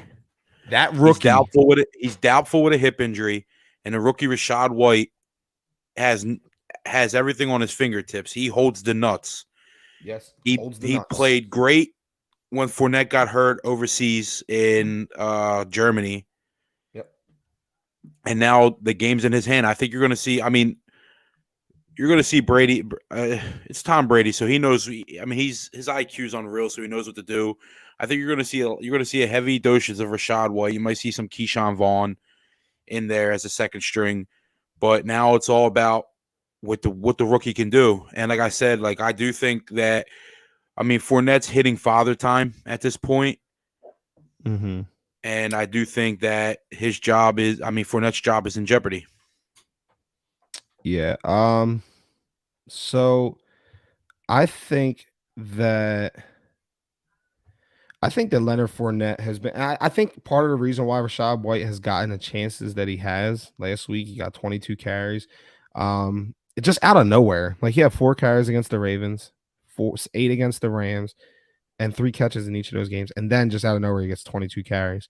And then the next week, they're getting Giovanni Bernard back, and Leonard Fournette is out. So maybe Fournette was banged up, and it's one of those that it's like, okay, he's working through it against the Seahawks, where probably ain't working through it as much. He's probably I don't even know what Fournette's injury is. I just know that I have to bench him tomorrow. It's his hip. So yeah, and when I say father time, I don't mean solely on age. Because I know Fournette's still young, but I just think he got a lot of miles on him for a running back. He's got a lot of miles on him from Jacksonville. He's got a lot of miles on him now from Tampa Bay. and he's a bigger running back. I mean, how long do these running backs his size normally last unless you're like Derrick Henry? But how many more years does Derrick Henry have left running the way he does? You know what I mean? A lot. So I get what you're saying, and I think that kind of coincides with what I was getting at. I was thinking more of less an injury that he's been kind of holding off and playing through, and now they gave Rachaad White the chance, and he did what he did, and then hello, Giovanni Bernard is Tom Brady's favorite fucking target out the backfield. He's back now. And it's like, okay, now it's a good time to give Leonard Fournette a break. Let him try to heal that hip. Or it could play the other way. And it's Leonard Fournette has, and I agree with you here too. Leonard Fournette has a lot of miles on him, and we're starting to look good. We're getting Gio back. Rashad has played good, and we're about to make a playoff push. This is probably an opportunity here against a Browns team that we feel like we should beat. This is probably a good opportunity to let Lenny get a little bit of a break.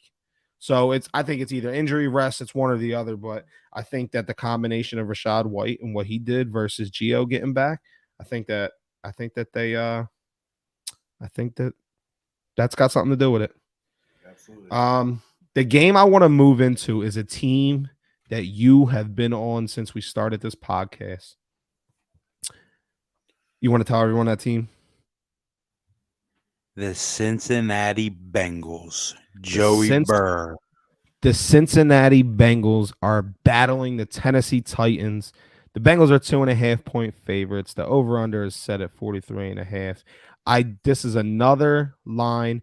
This is actually eerily similar to the Dallas Minnesota line. So I'm going to be careful with how I analyze this because I was completely wrong on that one. But the Bengals are heading to Tennessee, and they are a 2.5-point favorite. Do you understand that? And the Bengals Joe Mixon. And the Bengals are missing Joe Mixon. But Jamar Chase is now questionable, so I mean he's looking on the verge to possibly playing, so that could play a big part of it.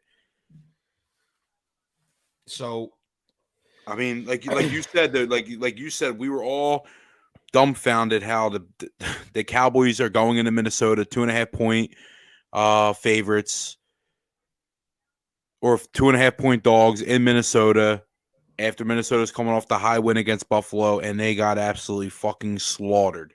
They did. Go ahead. So I don't know if this is Vegas knowing that something like that's going to happen again. Cincinnati's going to go in and fucking roll all over Tennessee, or if this is a trap game, or well, it can't be a trap game. Tennessee got the better record. Cincinnati's looking up. Well, no, I guess they're not. No, they are. They're looking up at Tennessee in the standings. So I don't think it could be a trap game. Cincinnati knows that this team is sitting ahead of them currently, and that this team is the one that they could see in the playoffs. They're gonna. I think both these teams are focused. It's just a matter of which one's better, who's gonna win. I have since you've been riding fucking Cincinnati, I have a whole argument here on why the Titans are gonna win. I need you to tell me why the Bengals are gonna win. Is it Joey B? The Bengals are still putting up 26.5 points a game without their best wide receiver on the team. I mean, on the field. They're giving up 21.5 points per game. Tennessee's only put up 19.3 points per game with Derrick Henry. They're giving up 18.5. So I guess Tennessee is the better defensive team. Mm-hmm. But I think it all comes down to, I mean, missing Joe Mixon's huge. But I think it does all come down to if Jamar Chase is playing or not. And Cincinnati is in, like I said from a few weeks ago, they're in full-blown win now mode. Like must-win mode. They need to win. Yeah. Yeah. They have no room to drop any games at all. This is full-blown 6 weeks left. 7. There'll be 6 weeks after this week, I believe. Right? Hold on. Yeah, so they're 6-4, so they played 10 games, so they got 7 games, so they'll have 6 after this, but in order to, I mean, they're not. I mean, they're a game behind Baltimore.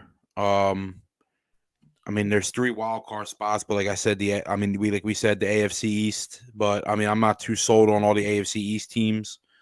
So like me and Derek argued. Derek does not think the Bengals are going to make the playoffs. I do think the Bengals are going to make the playoffs. And I do think Jamar Chase is going to play. I think they know that they need him to play without Joe Mixon, and that's only going to spread the field with him, T. Higgins, and Tyler Boyd. That's my argument. I think the Bengals win because they have the better offense. And I mean, it's not easy. I mean, listen, it's never going to be easy to stop Derrick Henry at all. But I mean, if you could hold Packers did last week, 28 carries for 87 yards, 1 touchdown. Broncos held them to 19 carries for only 53 yards. If Cincinnati can do anything remotely close to that, I think they win the football game. So it all comes down to how their defensive line plays, and they can try to bottle up Derrick Henry. I respect Jamar Chase coming back, and I respect the respect that they're giving him with the points that he's able to swing, because he does have an impact. But 2 of the games that he missed, they got a combined 8 touchdowns from the running backs between P. Ryan and Joe Mixon. Joe Mixon had his 5 touchdown performance. P. Ryan had 3 last week, all receiving. And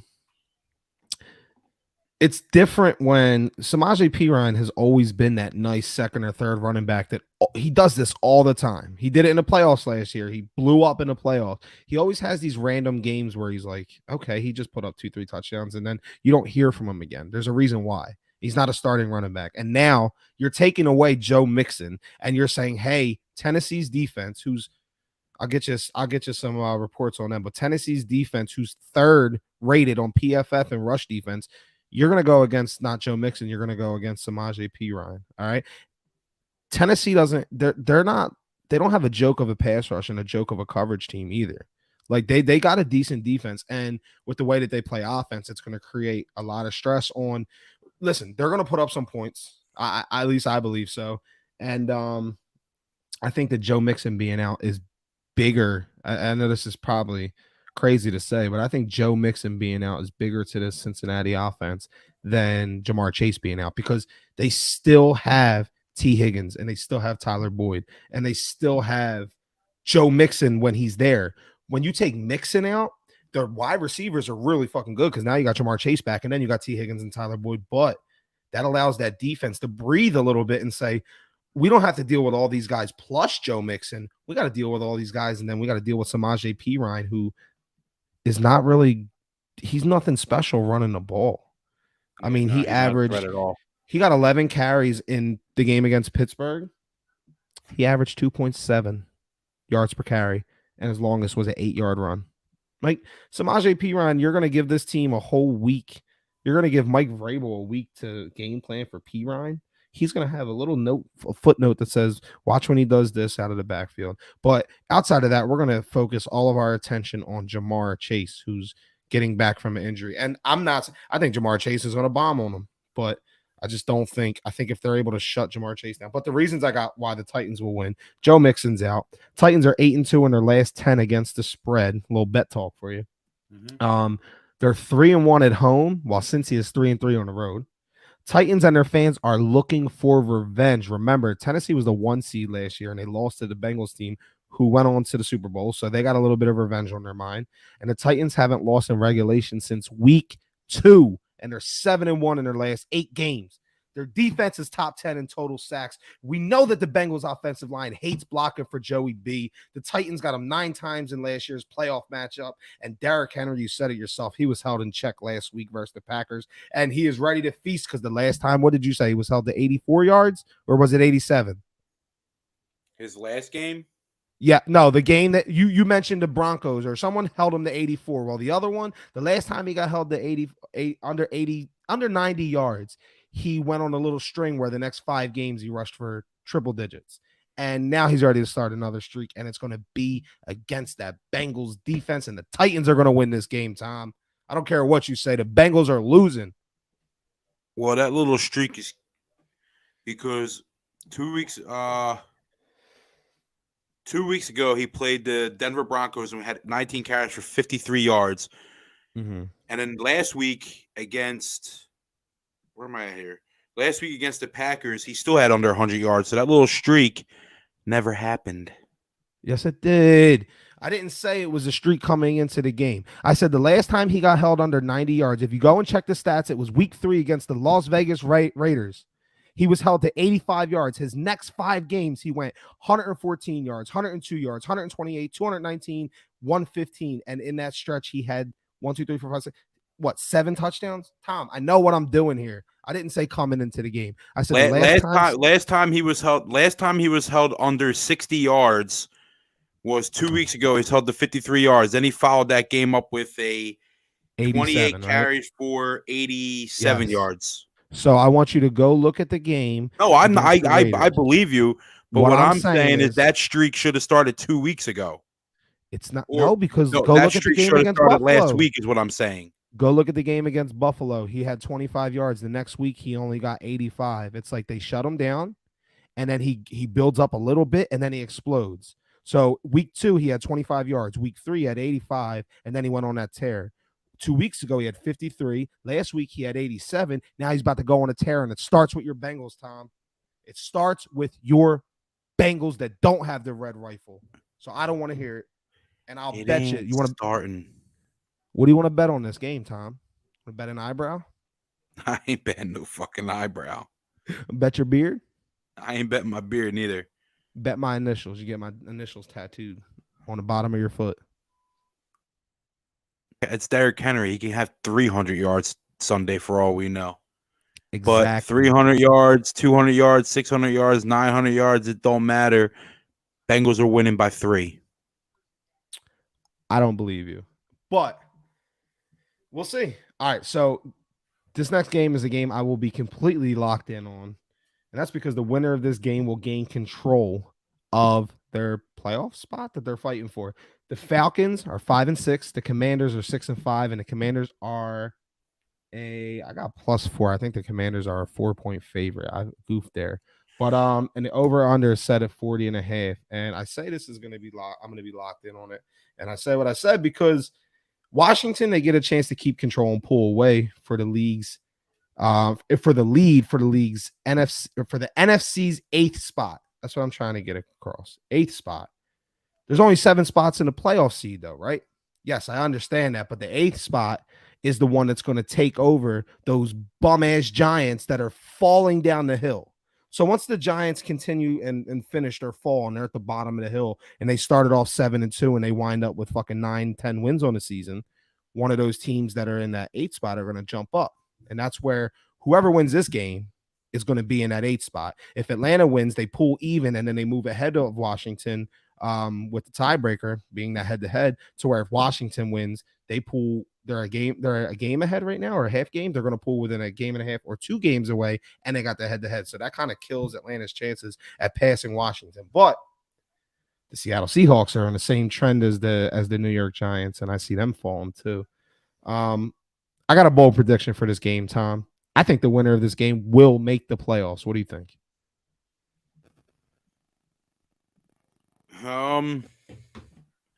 See, it's weird because I can see the Commanders making the playoffs as a wild card team, but I can't see the Falcons making the playoffs. I feel like the only team that's going to make the playoffs out of the NFC South is going to be the division winner. So, me and Derek, before we ever went live, we did a whole 2.5-hour podcast in his dining room that's still on my computer, but we never released. And in that one, and I would use it if I had to, I talked about the 49ers and how good I thought they were going to be. And I talked about we both picked teams. I actually think Derek picked the Bengals to make the playoffs in that thing. I'll have to double check it, but I took the Falcons as my sleeper surprise team to make the playoffs. And I remember it being because of their schedule. And I don't know why. I just thought Marcus Mariota was able to pull a couple things together, but really it was this part of the schedule that they're actually in right now. It was the Panthers.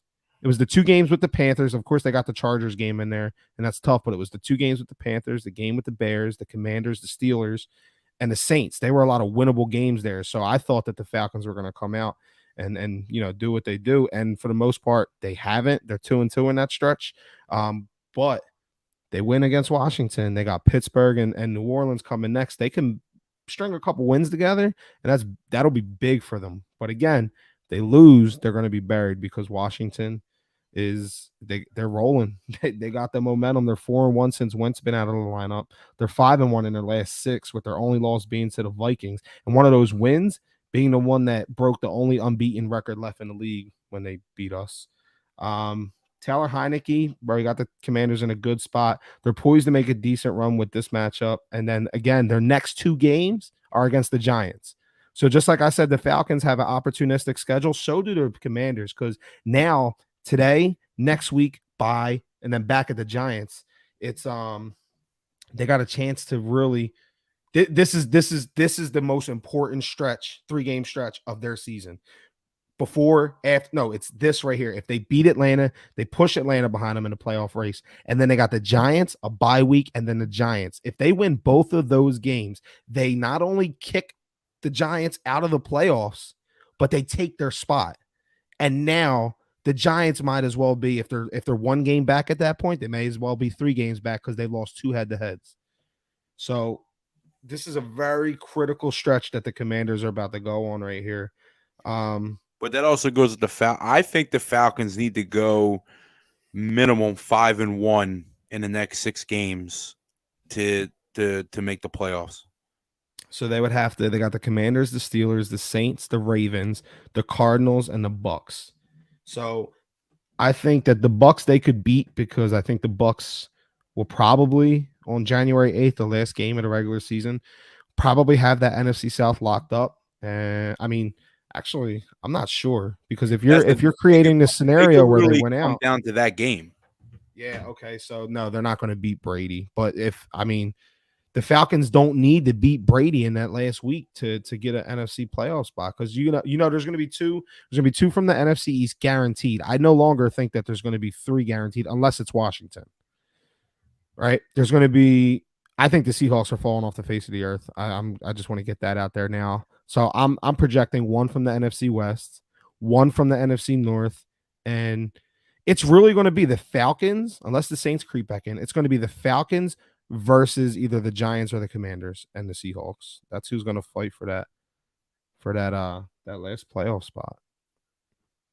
The Giants. I think the Giants are going to finish with 10 wins. I mean, that could be big, though. They could make it with 10 wins. I don't know. The NFC playoffs race is going to be. That's going to be a fun one to watch. I do got the Commanders winning this game, 23-20. Who do you got, Tom? The Commanders winning. All right, so we're both there. Listen, Atlanta got a rushing attack. It can't be denied. It's their strongest unit, especially with Pitts going down for the rest of the year. If they are going to win this game, I don't think so. I think the Commanders win. If everything I said, like I repeated, I think the Commanders win. But if the Falcons are going to, the Commanders' rush defenses, it's hasn't been shut. It's been good, but it hasn't been like shut down. Like there's some cracks you can get through. So they got to try to, they got a good rushing attack. They got to try to get there. And then both teams have an excellent special teams unit. And like I've always said, special teams wins games. They win championships. So look out for a nice special teams play in this game, Tom. That's my prop. There's gonna be like a either a punt return, a kick return, touchdown. There's gonna be a block field goal, block punt, something big. All right. I think so. All right. So how much do you want to talk about this game? We got the 3-7 Broncos and the 3-8 Carolina Panthers, who are trotting out Lego Man Sam Darnold for their 3rd starting quarterback in 3 weeks. And like I said, the quarterback carousel in Carolina continues. A lot of it continues, and it's going to continue until it can no longer continue. That's the best part of this game, is what the fuck I just said. Huh? It's just continuing. But what are your thoughts on the game? Broncos, Panthers, who stands out? Who's gonna win the game, Tom? Broncos defense is gonna win the game. Absolutely. And you know what's crazy to me in this game, Tom?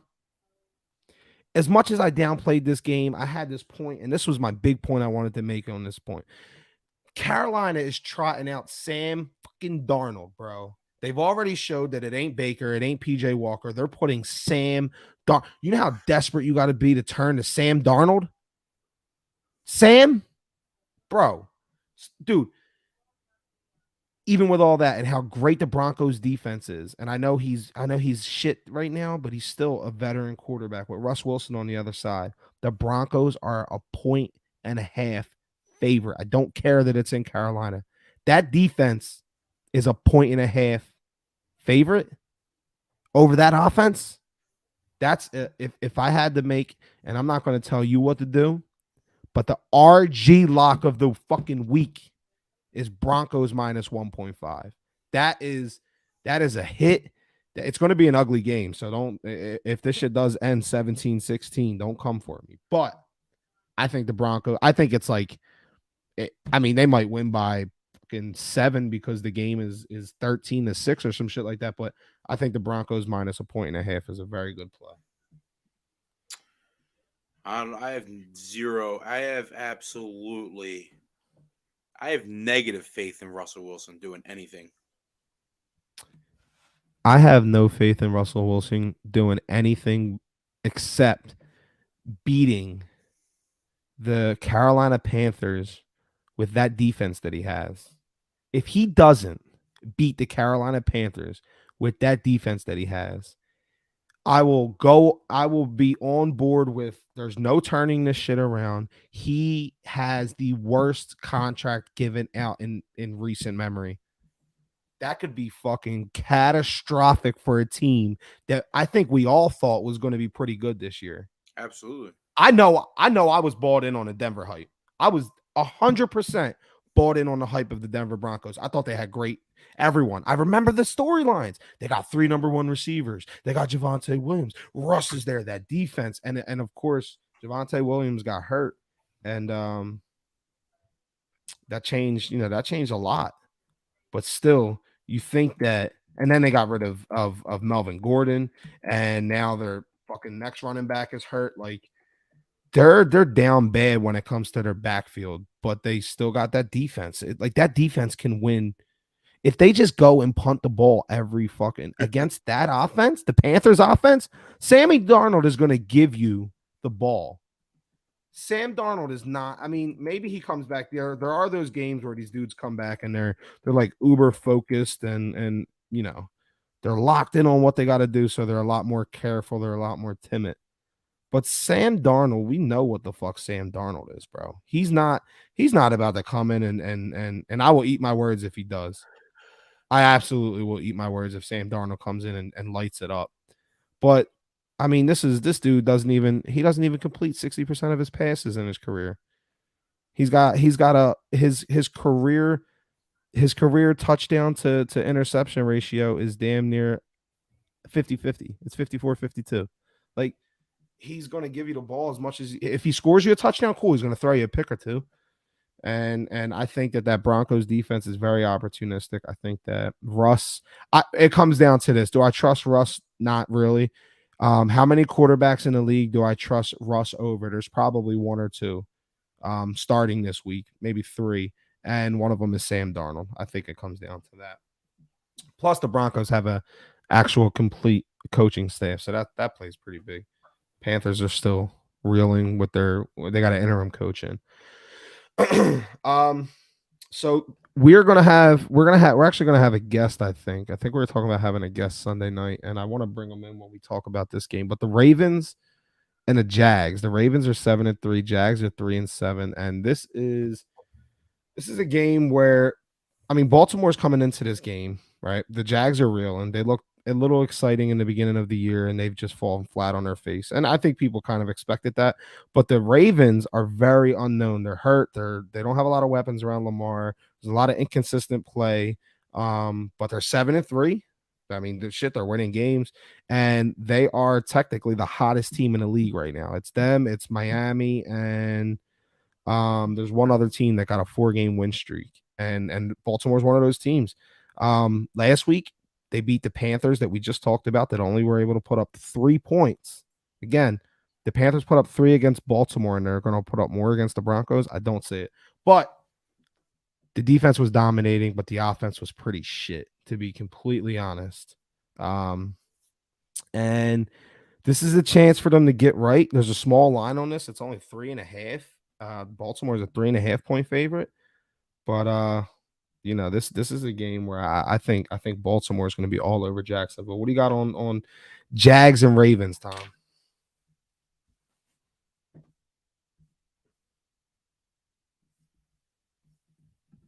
Are you still with me, Tom? All right, Jags and Ravens. Let me look up these. Can you Let me hear look. me? Oh, I hear you now.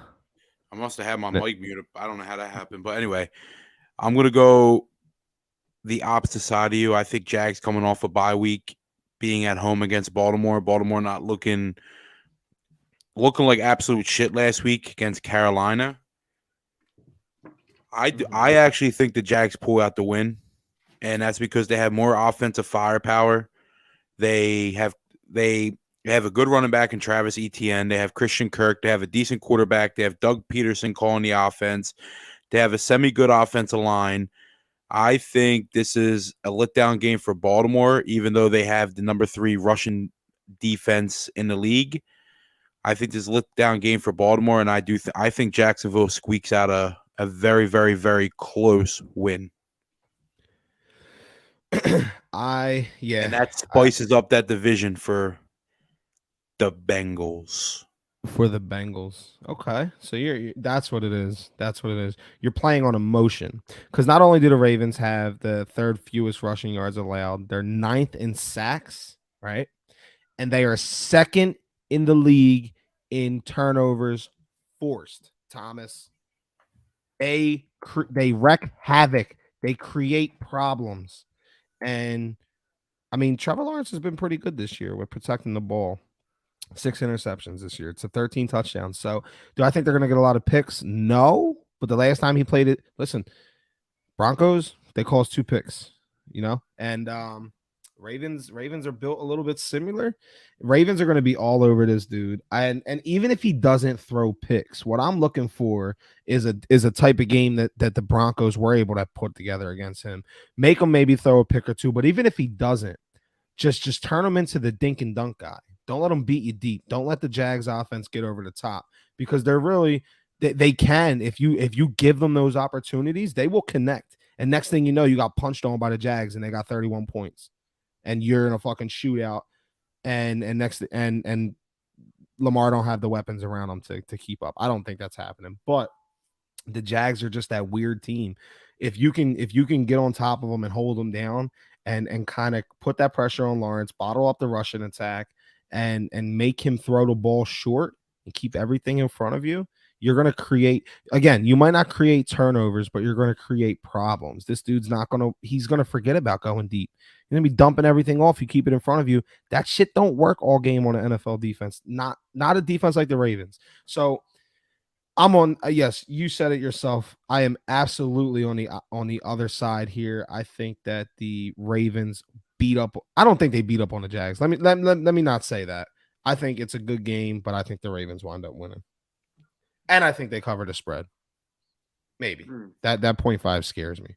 Um, Another 3-win team, and I wish Derek was here for this because this is his guys. But this is a 3-win. I'll take his spot because I think that this 3-win team is going to beat the 6-win team. The Raiders, 3-7, are going up against the Seahawks, who are sitting at 6-4 and are just like I think the Giants are. I think they're stumbling down a hill and they need to fucking put their foot in the ground and kind of catch themselves. They need to catch themselves and say, hey, we're stumbling. Let's figure it the fuck out. Let's get back on the win train. And they got a good chance here against a Vegas team that is reeling. The Vegas is not the team that everyone thought that they were, and that's okay. We don't need them to be there. I think we've kind of come to that conclusion. But what I won't do is I'm not going to look at this Raiders team, especially with a team like the Seahawks, the Giants, the Jets. This Raiders team absolutely can beat the Seahawks. I think the Raiders team is going to beat the Seahawks. The last time the last time they played was a preseason game. I don't want to reference that. That's just what popped up here. But Give me Derek Carr over Geno Smith in this one. Give me fucking it's got some good matchups. We got Derek Carr and Geno, and Geno's looked really good, but that's really a matchup of who's going to be more effective. The running backs, Josh Jacobs and Kenneth Walker the third. That's a big matchup. And then is DK wasn't DK banged up, or am I tripping? No, he was. Is he playing? I believe so. Yes. All right. So then, if so, you got DK versus Devontae Adams. And then you got two defenses that can hold their own a little bit, but they also can get lit up. So you got a pretty exciting game here. I think that the Raiders are going to pull it out. I think that I could see the Seahawks sitting at 4-5 or 6-5, and then the Raiders just giving their fans that little bit of false hope before they go and lose another game that they have no business losing. Who do you think wins this game, Tom? Raiders, Seahawks? I think Vegas is going to go into Seattle and win the game. I think you're going to see a big game again from Devontae Adams. I think you're going to see a big game from Josh Jacobs. I think the Raiders are going to ride that big win from last week. And I'm not saying they're going to do anything spectacular, but the last time they played, did you mention the last time they played each other? The one that I had was a preseason game, so I just left it alone. That wasn't anything planned. It was just I was reading one of my things here, and it just said it flashed across the top, so I read it, and it was no. Go ahead. Well, the last time Vegas beat Seattle was on Halloween of 2010. So that game has no relevance. Then they put the last time Seattle beat Vegas was in 2018. They beat them 27-3. So 2017, Derek Carr was there. Correct. Pete Carroll was there. So that has relevance. So that absolutely has relevance. I do think Vegas is going into Seattle, and I think they are going to pull out a win. I think it's going to be an ugly win. I don't think it's going to be a blowout. I think Geno Smith is going to have a decent game. Pete Carroll is a very good head coach, so he's going to be ready for this game. But I do think Josh McDaniels and the boys are going to win a very close game. It's going to be like 27-24 Raiders. Okay. And I know Derek's on the Raiders. Maybe he would take it. Nah, he got it. Even if he thinks the Seahawks could win, he got to kind of stay with the Raiders. All right. So the Los Angeles Chargers coming off a tough loss, which they played pretty well. They got some players back, and then they got some players that left again. Chargers are sitting at 5-5, and they're going up against a Cardinals team that looks like they're getting Kyler Murray back. They're at 4-7, and this has just I don't have no notes on this. This game was one that I felt like I just wanted to talk off the top of my head, and this game has a chance. It has one of the higher over under numbers on the day. I think it might have the highest, and that's exactly if Vegas is there, and it's the highest over under of the game. I feel like this is going to be one of those big games. This is a game where you got, especially if Keenan Allen's able to play again. Simply because I think the Chargers beat up on the Cardinals, but the Cardinals are always good for giving 31 points in a loss or 24 points in a loss. Like the Cardinals are going to put up some points because that's really the only thing they're good at times. But big chance here for the Chargers to kind of rebound. Listen, they're 5-5. They're sitting at 500, and it's late in the season now. We can no longer just look at it and be like, oh, they'll rebound. This team's got enough talent to get it together. Like, what's up with the Chargers? Are they going to win this game, Tom? Are they turning it around, or are they going to struggle here with Arizona? Well, it all comes down to, is Kyler Murray playing? I think he is. I believe that he is. Checking that now. Yeah, I think he's off the. I mean, he looks sharp, and he's set to start Sunday. Mike Williams is out again. So, I mean, Keenan Allen's playing. Your boy Joshua Palmer's playing. Austin Eckler, I think they're going to be too much for Arizona's defense. I think the Chargers, I mean, they didn't look bad against Kansas City. It's just that boy Mahomes. Let's go back to that game last week. So Chargers go down, they score. Mahomes, right before Mahomes got the ball and he threw the game-winning touchdown to Travis Kelce? Did you see Mahomes smile What, when he was on the sideline? when he was on the sideline, knowing that he's about to get the ball back and they're going to go like they have to got the ball back? He had like this smile on his face, and once you seen that smile, bro, you knew right there that the game was over. Mahomes is you have to give that dude 10 seconds or less. Like, you can't even give him 20 seconds or less because you see what he does in the fucking playoffs. If you give him 13, you got to give him like a minute and 46 seconds left. So Joshua Palmer scores the go-ahead touchdown to put the Chargers up 27-3.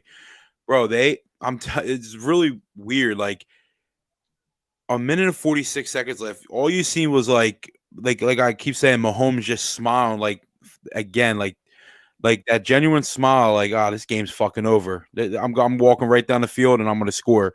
Marches right down the field and throws a 17-yard touchdown pass to the best tight end in football, who ended the game with 6 catches, 115 yards, and 3 touchdowns. 3 touchdowns for Travis Kelce. And I know for a fact that hurt just. And then you brought up the thing with, like, what you said, with 31 seconds left, Justin Herbert gets the ball back. You're better off having Nathan Peterman. Yeah, I said that. You did, but I'm just saying, like, any guys like Josh Allen and Patrick Mahomes with 30 seconds left, you're doomed to lose the game. Obviously, we just seen that yesterday with Josh Allen with 23 seconds left, I believe it was. Yeah. And that 36-yard pass to Stephon Diggs that put him right there. That pass alone put him in field goal range. I think that, and I said that was a must-win game for the Chargers, or other season was over. I remember saying that. And I'm going to piggyback off, and you corrected me, and I'm going to piggyback off this, and I'm going to say this again. This is a must-win game for the Chargers, or their season, just bury it. Yeah. For the second week in a row. Just bury it. For the second week in a row, Tom is declaring the Chargers in a must-win, or their season is over. It wasn't over when they lost last week. It's over this week. Oh, no. I think it's so. I think their season's over. But Justin Herbert all year has not had a healthy. I mean, there's no excuses because Joshua Palmer stepped up, and I'm not a Joshua Palmer fan, as you can see, because of fantasy reasons. But Joshua Palmer has stepped up. DeAndre Carter is doing what he can do best. Austin Eckler stepped up. They lost Gerald Everett, I believe. Their tight end's hurt now, right? Yeah. So, I mean, Justin Herbert coming into the year could have been a big MVP guy. A lot of people thought maybe he had a chance to win it. The Chargers were supposed to take over the division, or they're supposed to compete with the Chiefs in the division. And then he gets hit once again with an injury bug, and he loses his 2 starting receivers, and Keenan Allen and Mike Williams, loses his tight end. I mean, he definitely doesn't have a lucky draw. He's got Keenan Allen back. I mean, Austin Eckler can do what Austin Eckler does. But I do think that this game is now personal. Meaning, after Justin Herbert on the sideline, seeing Mahomes do what he did in a little bit over a minute, watching down the field and throwing a touchdown, I think this game is.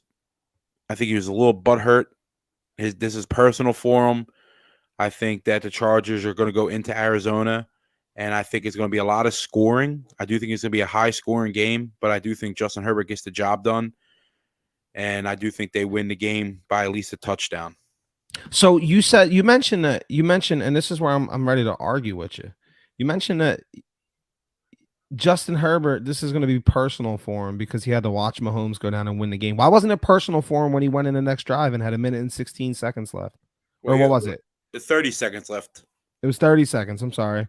So why didn't he take it personal there? Why didn't he take it personal last week, the week before, against the 49ers when they gave him the ball back? He got the ball back. They kicked the field goal with 19 seconds. And I know that this is nitpicking because he's got to go a long way. Or no, I'm sorry. He got 49 seconds left. 49 seconds left. Against the 49ers. Hold on. In both games, with time on the clock and timeouts in your pocket, going down to try to get a field goal versus the Chiefs and a touchdown versus the 49ers that would have won you the games.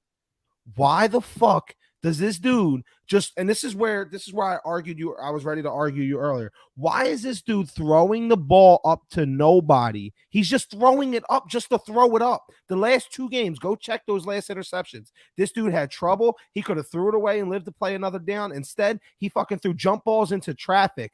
Dumb shit. That's mental. And because of that, I don't care about the talent. We see talent. We see dudes with talent everywhere. Carson Wentz has talent. Dude's probably one of the most talented quarterbacks when it comes to an arm. He got a rocket for an arm and he can move. He's mobile, but he doesn't make good decisions. And neither does Herbert. And until this dude fixes that, Chargers ain't. And I love the Chargers roster. I think that Eckler's a top 2 running back. Don't get the respect. I think their wide receivers are great. I think their defense is good. I think they got the talent all around. But Justin Herbert is not, at least Joe Burrow. Joe Burrow showed, listen, when the chips are on the table, when the cards are down, I'm going to fucking play smart. And I don't care how much my O-line doesn't help me. I'm going to help my team and I'm going to make my team better. To where Herbert does all that. He does. But then in these crucial moments, you've seen it. You've seen it last year. Herbert connected. He finishes. Josh Allen finishes.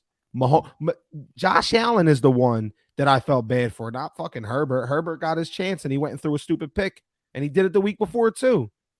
He makes bad decisions. He gets pressured late in games and he gets fucking rattled and he does dumb shit, and I don't understand it. Well, to answer your question, against the Niners, the only thing I'll say is, I mean, it's tough to, like you said, it's tough to go that far, but regardless, when you're supposed to be an elite quarterback like they label Justin Herbert, no matter who your receivers are, you're supposed to be able to drive down the field. But I'll give them a little. I mean, the Niners' defense is really good. I'll give them a little slack on that one because he was throwing. I mean, you had to depend on guys like Joshua Palmer and DeAndre Carter and guys like that to try to get them 50, 60 yards. But last week I have absolutely no excuse. I mean, he had his top guy out there. He had Keenan Allen out there. That's all you. I mean, that should be enough to get you down there. But I think that when he watched Mahomes, just how easy Mahomes made it look and how he drove down the field 75 yards for a game win it, I just think he just had that loser mentality. He just gave up. He was like Mahomes ripped the heart out of his chest. He was like, fuck, like, I don't know what to do. Like, this is insane type mentality. And I just think he was completely depleted. So I have no excuse for that. That was just fucking a bonehead. That was just an idiot young mistake. But you can't, I mean, he's been in the league since 2020. So he's got to eventually learn from the mistakes. So that's why I personally think, well, I told you, I think Joe Burrow is the better quarterback. I think Herbert's good. I think Joe Burrow is the better quarterback. But I think that this is a game that Herbert that's why I think he's taking it personal, because maybe there's a lot of media outlash with them and like the saying, like you said. I mean, I haven't looked at what their reporters out there in LA are saying or anything like that. So I don't know if they're saying anything about, like you just brought up, the last 2 games with the bonehead rookie mistakes, it seemed like. Mm-hmm. So I think maybe they're saying stuff out there and he's just saying, you know what? Fuck it. I'm going to go into Arizona. I'm going to show you guys who I am. That's what I think he's going to do. I personally think he's going to have a good game and they're going to squeak out a win. And that's the only way that they can stay alive. I just looked back to the last time that they lost to the Chiefs, when they lost to them earlier in the season. He did it that game too, bro. Oh, I said that he threw a game-ending pick 6. Yeah, I'm just, and then it comes down to, it seems like he can't get the job done under pressure. Yeah. And I'm with you. I'm on board with you 100%. I that's why when you wrote that and I was like, I was scrolling through all the teams one by one. I'm naming their quarterbacks, and that's why I was like, Justin Herbert, but Joe Burrow came out the same draft class, and I mean, I'm taking Joe Cool over Herbert. Yeah, this is a dude that got outdueled. It's not just Mahomes beating his ass. This dude got outdueled by Trevor Lawrence, and the fucking Jags smashed the Chargers. This is a dude that barely outdueled fucking Marcus Mariota. Nah, he kind of outdueled. He doubled him up in yards, but he also doubled him up in attempts. Like, I know that the guys got injuries, but I will say this every week on this podcast if I have to. I am not buying an injury excuse for quarterbacks. I learned the hard way when we dealt with the Carson shit that quarterbacks get no excuses regardless of what happens. I don't care about their offensive line because we had one of the best in the league that got torn down with injury. I don't care about their wide receiver cores when we had different dudes fucking starting every. That shit goes out the window. So he got to be better. Dude, fucking throw incomplete passes. You've lost 3 games and those other 2 losses. That interception for a touchdown the first time, I remember that. That was that. He got down inside the 3-yard line. That was 100% him. Fuck that. You got to eat that one. You're the reason why your team lost to the fucking Chiefs. And because again, not only did you not capitalize, but you gave them points. You are the reason that they scored. And it's tough. Those other 2 were like you're asking him to come back and go do his thing, but and sometimes that shit don't work out. So I'll try not to kill him too much there. But I do like Herbert. I like Herbert a lot, and I guess I'm just disappointed. And I want to see more from the dude. I want to see him fucking actually show some growth and show some progression and say it don't matter who's out there. I'm going to at least. You don't need great receivers to play smart football as a quarterback. You just need to fucking be focused. Have the mental. Again, we see what happens. The league don't care about your big, strong arm and how mobile you are and this and that. They cared about Carson, and look what they did to him. Gone. Nobody gives a fuck about the dude. And I'm not saying Herbert is him, but I mean Herbert got to do it with some other guys. He don't want to be. He can't become Phillip Rivers. He can't be the quarterback that is flashy and then doesn't do it in the clutch because the Chargers fans have dealt with that for way too long. They already had a Phillip Rivers, a nice, young, exciting quarterback that puts up a shit ton of yards, is typically pretty clutch, but when it really comes down to it, ain't a good quarterback in the clutch. Like, that's just what it is. Like, they're going to have this dude 2.0.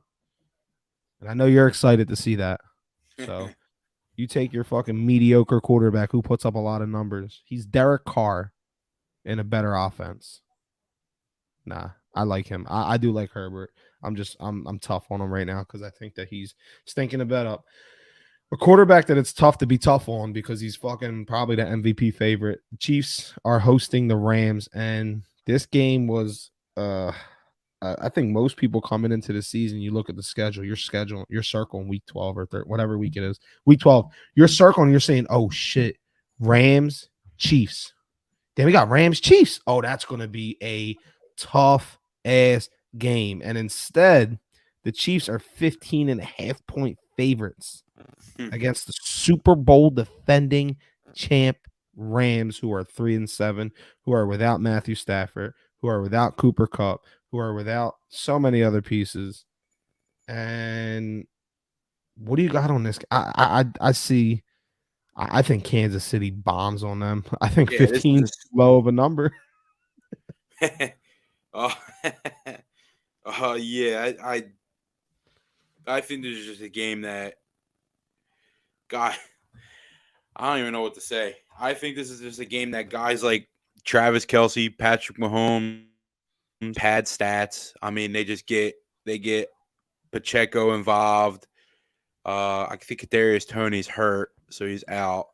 They get like Mikael. I mean, I think everybody eats Mikael Hardman. Kelsey's going to do what he thinks. I think it's just a game. Well, I think it's a game where you just pad stats. So my only issue with that is the Rams' issues are on offense. It's not defense. The Rams still have Jalen Ramsey. They still have Aaron Donald. They still have who's their linebacker, Leonard Floyd. They still got Leonard. They still got a good defense. So, and I don't believe that the Chiefs offense. I mean, the Chiefs offense will make anybody look, like Pee Wee League, if they're on. But I don't think that this is a game where they're just going to pick their poison and pick who wants to go off for 100 yards or anything like that. I think it's going to be a heavy dose of Kelce. You might see shit. You might fuck around and see Jalen Ramsey on Travis Kelce if he's eating too much. I think they did that to them in a matchup before. I think that it's going to be. I think that I don't think that this line is too big because I think I'm sleeping on the Rams defense. Those playmakers that they do still have. I could see, and then the Chiefs defense, it again, as I said a couple weeks ago, it's been better and it's getting better, but I don't think it's the end all be all. I don't think that they're, the Chiefs defense ain't winning them no championships, but they've been good. So the Chargers can McVay is always good for a couple, smart plays. Chargers will put up a few points. I think the Rams, I think their defense will kind of keep them close and make you think they have a chance, or at least keep it respectable. But yeah, I think the Chiefs are all over this one. I don't know. I think their defense is going to be on the field way too long, so they're going to get gassed too quick. They're going to be on the phone. They might be on the field all day. Well, I have zero faith in the Rams offense. That's where McVay needs to go and say, okay, I'm not getting in a shootout with my backup quarterback, in a shootout with Patrick Mahomes. But what I will do is I will trust that defense to play against Patrick Mahomes, right? And then I will trust my running backs, and I will trust my my short game and my medium game. And again, like I said, McVay and Andy Reid's a great coach too. So I don't want that to get lost. But McVay he was that offensive guru. He was that offensive whiz kid, and he always seems to have something in the tank where it catches somebody and he helps his team break off something. He performs his job very well. He puts his offense, no matter who's there, in a great chance to win. And he's got a chance, not a big chance. I'm not going to sign on the Rams winning this game or making it respectable, but I won't completely count them out because of their defense and their coach. But all right, so last game I wanted to jump into real quick, and then we could jump into our power rankings, and I think that should be sufficient. The Saints, and this is huge for us this week. Saints have won a couple games in a row and are really messing with our draft pick right now, but they're heading to San Fran or wherever the 49ers are playing. They're still in San Fran. Yeah, they didn't change. The 49ers, who are 6-4, and the 49ers, who are trending in the right direction, are looking like an NFC, they're on their way to becoming an NFC powerhouse. They got a good chance to beat up on a Saints team right here, and Vegas seems to think so. They got the line set at 8.5, and the over-under is set at 43. What do you got on the 49ers? If they come out, Tom, if they come out and they beat the shit out of the Saints, and they do, I don't know, let's say 5 touchdowns, a field goal, it's 38-17, and they beat the shit out of the Saints. Is this a game where you're like, all right, well, we know New Orleans and Jameis and Andy Dalton are not that big of a deal, or is this okay, this team beat up on a Saints team that got a really good defense, and has an offense who last week played pretty good? How would you value a big win here by the 49ers? And conversely, how would you value a loss for them?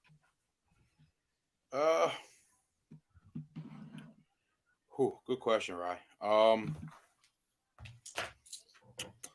I mean, you're sold on the 49ers completely. I mean, I think I'm sold on the Vikings.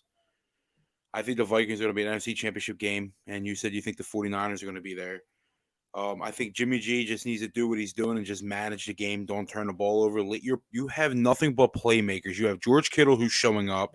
You have Debo, who's unreal. You have Brandon Ayuk, who's playing great, and you have Christian McCaffrey. Rely on them 4 offensive players. Just play your game. Don't make dumb mistakes. Don't turn the ball over, and then you have a very, very, very good defense. Mm-hmm. I just don't see Andy Dalton. The game's in San Fran, right? Yes. I just don't see Andy Dalton going into San Fran and doing what he did last week they played the Rams, right? Yeah. Doing what he did last week to that Rams defense, to the Niners defense. I think the Niners defense are better. And obviously I think they have the better offense. I can see like a score like you just said. I can see a big score with the Niners like pulling out late. Yeah, I think that's that's where that's where I am on it. But that pulling away late, they're gonna. No, you know what? I think I might be changing my mind. I don't know. I'm expecting. I would love to see the 49ers beat the shit out of the Saints just to make me sell me completely, because I'm there. I'm ready to jump in both feet. and sign on the back of the 49ers and put them right there with the Eagles and the Cowboys as favorites of the NFC. I just need one. I either need one good win or I need one like just smack that win against the Chargers. That was a good win. That was a very good win. Um, which looks more and more like a worse win every time the Chargers lose. But this game here, they can't get into 14 points to me is not a huge win. They need to this game got to be over by the third quarter. I want the Saints to know they have no chance entering the fourth quarter to win this game. And then I will be sold on the 49ers completely. Mm-hmm. I do think the 49ers win, though. All right, so let's jump into, and I want to just do it in reverse order. Let's go 1 through 10, but let's jump into our power rankings.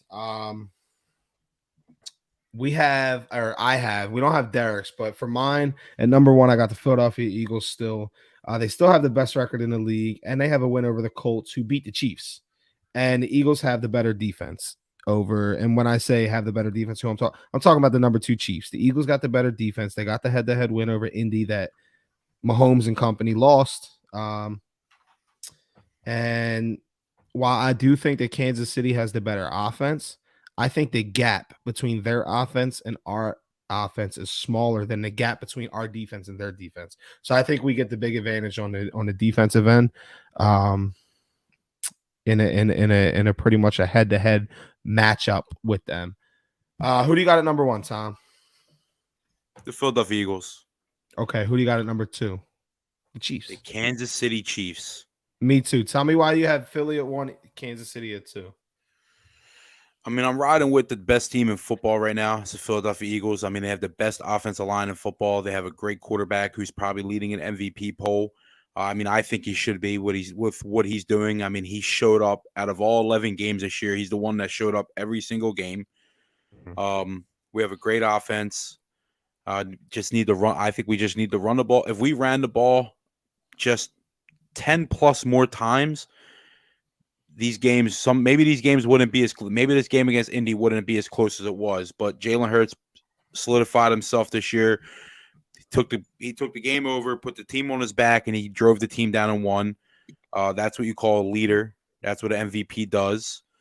Defense is playing good. They stepped up, especially clogging the middle with Jonathan Taylor, shutting Jonathan Taylor down in the second half. And in Kansas City, I mean, they're rolling and they're dealing and rolling.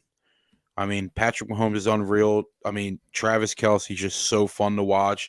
And that offense is just, I mean, they just look like they're in sync right now. They got the chemistry down. That offense is rolling. They're doing they're doing exactly what we knew they were going to do, and the defense is stepping up and playing some good football. They are, and I get lost. I don't get lost. I like to get lost and go down these little rabbit holes and see what people say. There's so many people, bro, that kill the Eagles for losing to the Commanders, one, but for only beating the Colts by 16. I mean, by 17 to 16. There are people literally that are killing the Eagles for winning a game, but those same people have the Chiefs ranked as number 1.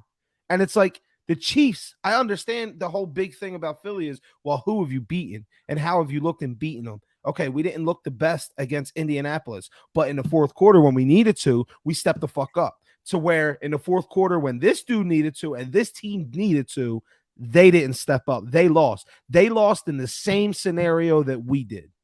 They didn't look good. Indy surprised them. It was in Indy, and which team came out with a dub? How the fuck can you use that against? Oh, the Eagles only beat the Colts by 1. Like, no shit, but they won to where the Chiefs lost. But Kansas City did just complete the season sweep over the Chargers. Mahomes is the clear, in my opinion, because it's a very, and this is if I was in betting terms, my thought is Jalen Hurts. But if I was betting, I say that the clear-cut MVP favorite is Mahomes because it's the stats, it's the numbers, it's not what exactly you mean to the team, and that's why Micah Parsons ain't gonna win, and that's why Tyreek Hill's not gonna win. It's not about what you mean to the team; it's how many numbers you could put up. And of course, Mahomes means everything to the Chiefs, just like these other guys. Without Mahomes, there is no Kansas City looking as good as they are. Same with Hurts, but they got more losses than us. and in that one head-to-head that we have alike, we won. Number 3, I got the Miami Dolphins, and they remain as the league's. I heard this on a video earlier, and I wanted to use it. They remain the league's only unbeaten team, and that's of course when Tua plays. They haven't been beat yet with Tua. They are what 6-0, 7-0. Oh, they're the other team that has four.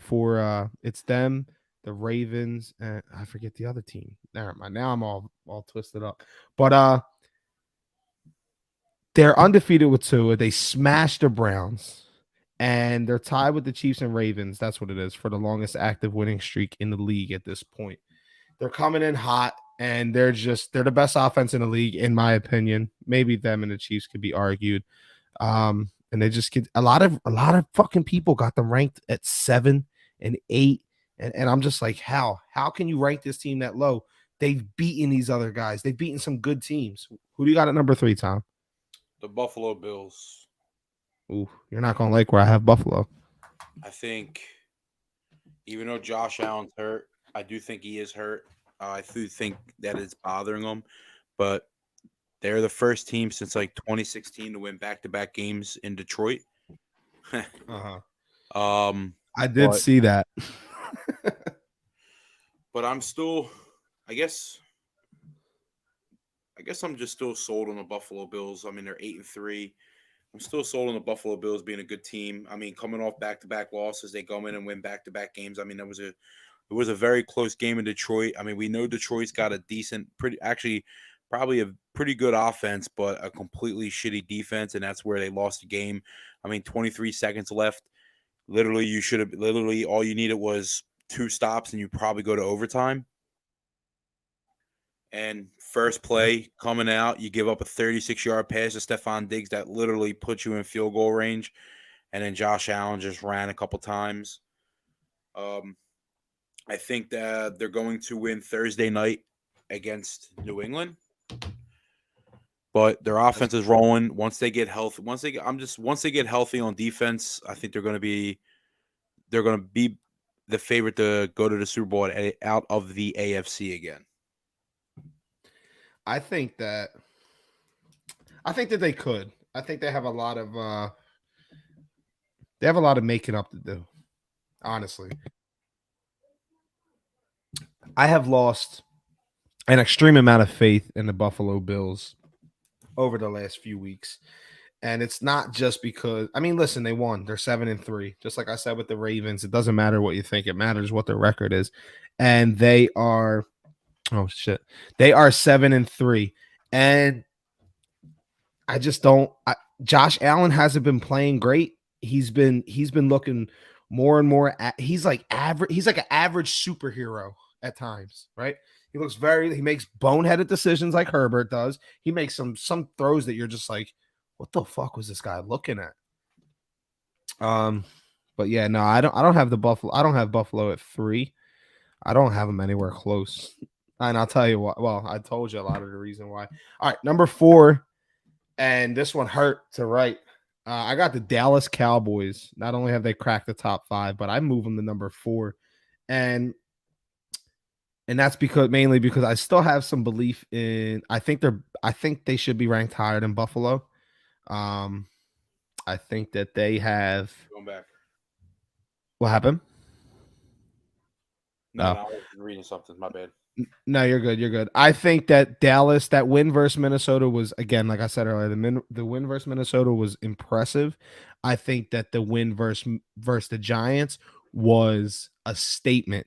To be down 13-7 at halftime, come out and they dominated. It was 21-0 before they scored. It was 21-0 out the second half before Washington got a chance to put some more points on the board. And that last touchdown, it made it look a little bit better. But that second half, Washington, the Giants, that second half was dominating. And for them to flip the script as much as they did, that was impressive to see. I give them all the credit in the world. They have a formula of Zeke and Tony Pollard, and if you get those two, the a lot of amount of touches and let them eat, it's going to open up for Dak, and Dak's going to go for guys like CeeDee Lamb has been outstanding. Tony Pollard's a huge threat out the backfield. Dalton Schultz is doing his thing. Michael Gallup looks alive. Like their offense is looking good, and then their defense again is just fucking. They held Minnesota in that high flying offense to 3 points. 3 points. And then for real, they held the Giants to 13.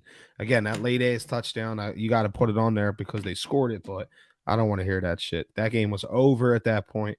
Dallas got the defense that nobody else in the league has. And if their offense can give them they don't have to, Dak doesn't have to be top 10. He doesn't. Dak can be a middle of the run. Dak could turn into Kirk Cousins, and that team is good enough to win. He's just got to be the Kirk Cousins that can make the throws when it counts on all stages, not just 1 o'clock games. Who do you got at number 4? The Miami Dolphins. Okay. Why at 4? I just think they have such a high-powered offense that it's going to be a lot for a lot of defenses to cover. What I would love to see, and you just touched on the Dallas Cowboys, and I agree with everything you said about the Dallas Cowboys. What I would love to see is Miami versus Dallas. Mm-hmm. I mean, probably one of the best one of the best offenses in football. I mean, Tua is undefeated against probably arguably the best defense in football. I mean, all around. Like you said, Miami should take care of the Texans. We'll see a true test with Miami against the Niners. Then they got to play the Chargers. Then they got to play the Bills.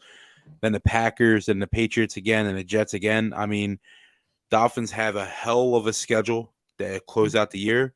So we will see how legit they are. I think their offense isn't going to be the problem. I think, if anything, their defense is going to be the problem. But we will see if they can tighten up their defense to see what they can do coming off the bye week. This is a game that they can make a statement in and just ride the hot hand after this game. But, I mean, the Dolphins are a very good football team, in my opinion. Yeah. Question for you. How much do you value head-to-head wins? I mean, it's hard to beat it's hard to beat the same team twice. So head-to-head wins. I mean, listen, when the Vikings were at number 2 and the Eagles were at number 1 in my rankings last week, and they both had the same record, right? Why couldn't Minnesota go above the Eagles? Why would you never move them? Even though Minnesota was the hotter team, Minnesota's offense was looking like it was coming into. Why couldn't you put them against over Philly? Because the Philly Eagles beat them, right? Yeah, the Eagles beat the same team. Okay, so how do you? Why I'm not putting the Dolphins over the Bills? Yes, that's what I'm asking. I can't hear you. I mean, same reason why I'm not putting the Bills. Same reason why I'm not putting the Bills over the Chiefs. I don't know. I just think they're the better team. Okay, but I get. I mean, I get exactly what you're trying to say. I mean, listen, man. December 18th, brother. Dolphins Bills in Buffalo. It's going to be a big game. Yeah, that's going to be a huge game. All right. My number 5 team is the Minnesota Vikings. Then they have fallen all the way from number 2. And I am like, my hand was half in to begin with. I'm with the Dolphins. I'm very much like, okay, ooh, it's warm. Ooh, it's a little hot. All right, let me get out of there. Boom, they lose to Dallas. I call that one. Then I dip my hand back in. I'm like, okay. And that's not a team that I'm going to back and say, yo, this team is. So I'm going to give them the respect that they deserve because they beat the teams like the Buffalo Bills. But that loss to Dallas it just showed me again that when it's a big dog, they could win this weekend. And if they don't look great, they could fall. I could flip-flop Buffalo, even though, again, Buffalo beat them. I have no issue moving Buffalo. I have no issue moving some of these other teams below them. They are on New York Giants, Seattle Seahawk watch with me. Only they won't fall out of my top 10. They lose another game in the next 3 or 4 weeks, and they don't have I don't exactly know what their schedule is, but I do want to take a look at that right now real quick. Um, if they start losing, if they lose another game, I'm really going to lose faith in them. But even more so than that, if they don't come out and really, they won their game that they just played. That was a good dub for them. They needed that against the Patriots. But now they got the Jets, they got the Lions again, Colts, Giants. They got some winnable. Really, all their games are winnable. If they don't come out and stomp on the Jets, and again, their defense is good enough to shut the Jets down to where their offense should be able to. Justin Jefferson should be able to eat. I know the Jets got a really good defense, but he eats. And then the Lions, Colts, Giants, Packers, and Bears, they need to come out with some big wins. And if they don't, or if they don't look good, they're going to be falling down because that's just a team that I can't fully buy into. Who do you got at number 5? The Dallas Cowboys. I mean, you touch base on everything about them. Everybody says the best in football. I mean, they might not have. I don't think they have the best secondary, but your secondary is only as good as your front seven. I mean, in football, everybody knows nobody can guard everybody forever. So that's where the offensive line, that's where the defensive line, that's where you win in the trenches. And Dallas with their 35. If I don't quote me if I'm wrong, maybe they have 35. They either have 35 total sacks now or 38. I can't remember what they had going. I remember I said it last week. I can't remember what they had going into Thursday's game, but I know they had 3 sacks on Thursday against the Giants, and Micah Parsons having 2 of them 3. They're just like you said. I mean, with the 2-headed monsters at the backfield, CeeDee Lamb, Dalton Schultz. I mean, Dak again doesn't have to be the best quarterback in the NFL. All he has to do is not make the dumb boneheaded mistakes like he did yesterday with the 2 interceptions in the first half. Yep.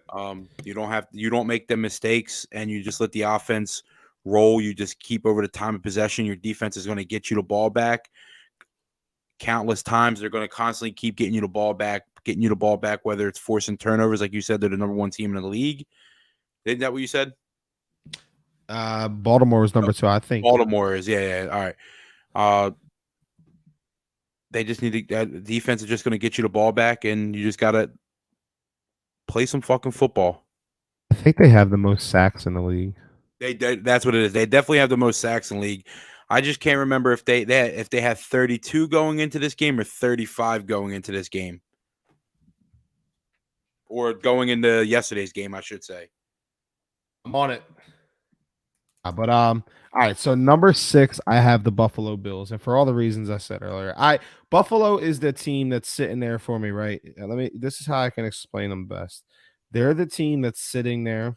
They're at number 6 for me, and I'm so ready to move them to number 4, number 3, and they can, even if the teams ahead of them win, Buffalo can still in the next week or 2 jump right back into the top 3. I still believe in this team.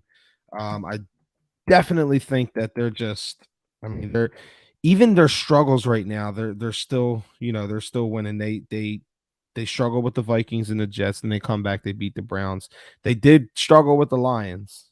They struggle with the Lions, and that's where I hate everybody uses for when it comes to the Eagles, everybody talks about the schedule and how easy it is, and they'll say, "Oh, well, you beat teams like Detroit."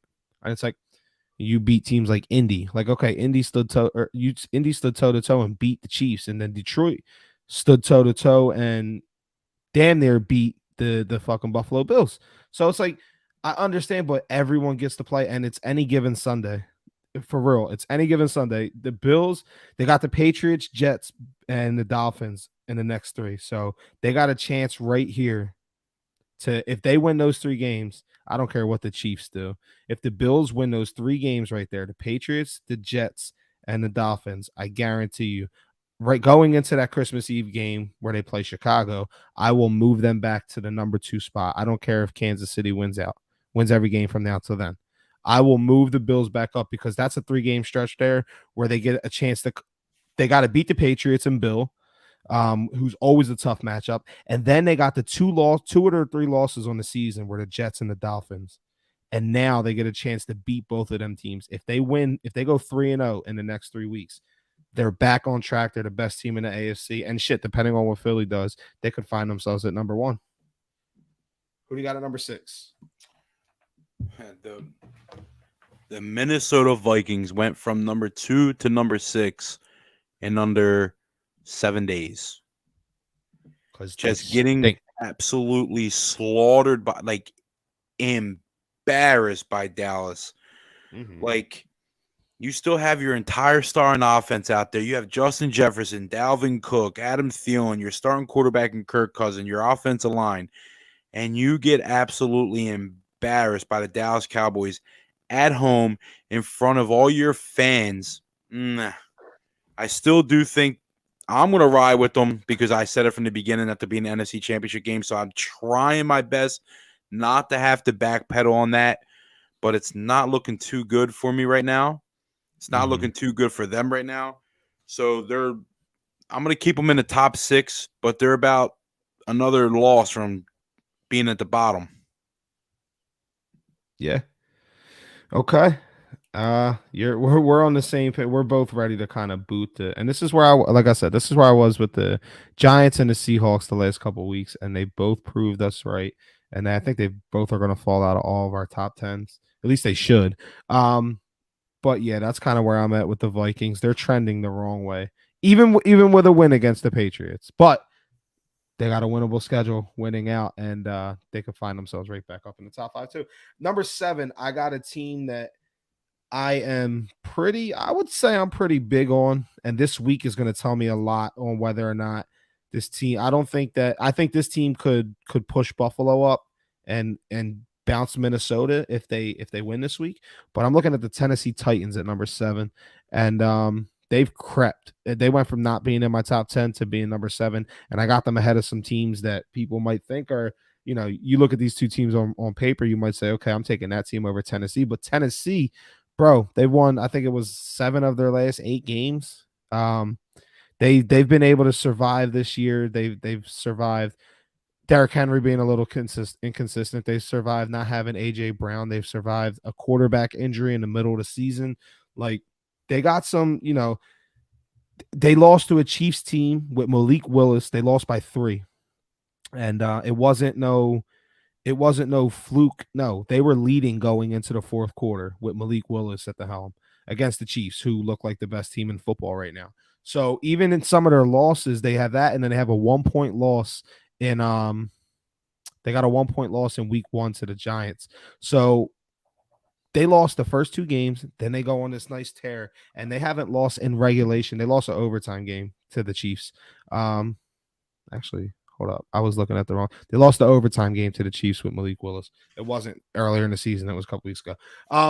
But they're rolling. They got King Henry. Tannehill is back doing his thing, his little Jimmy Garoppolo, but a little bit better type of thing.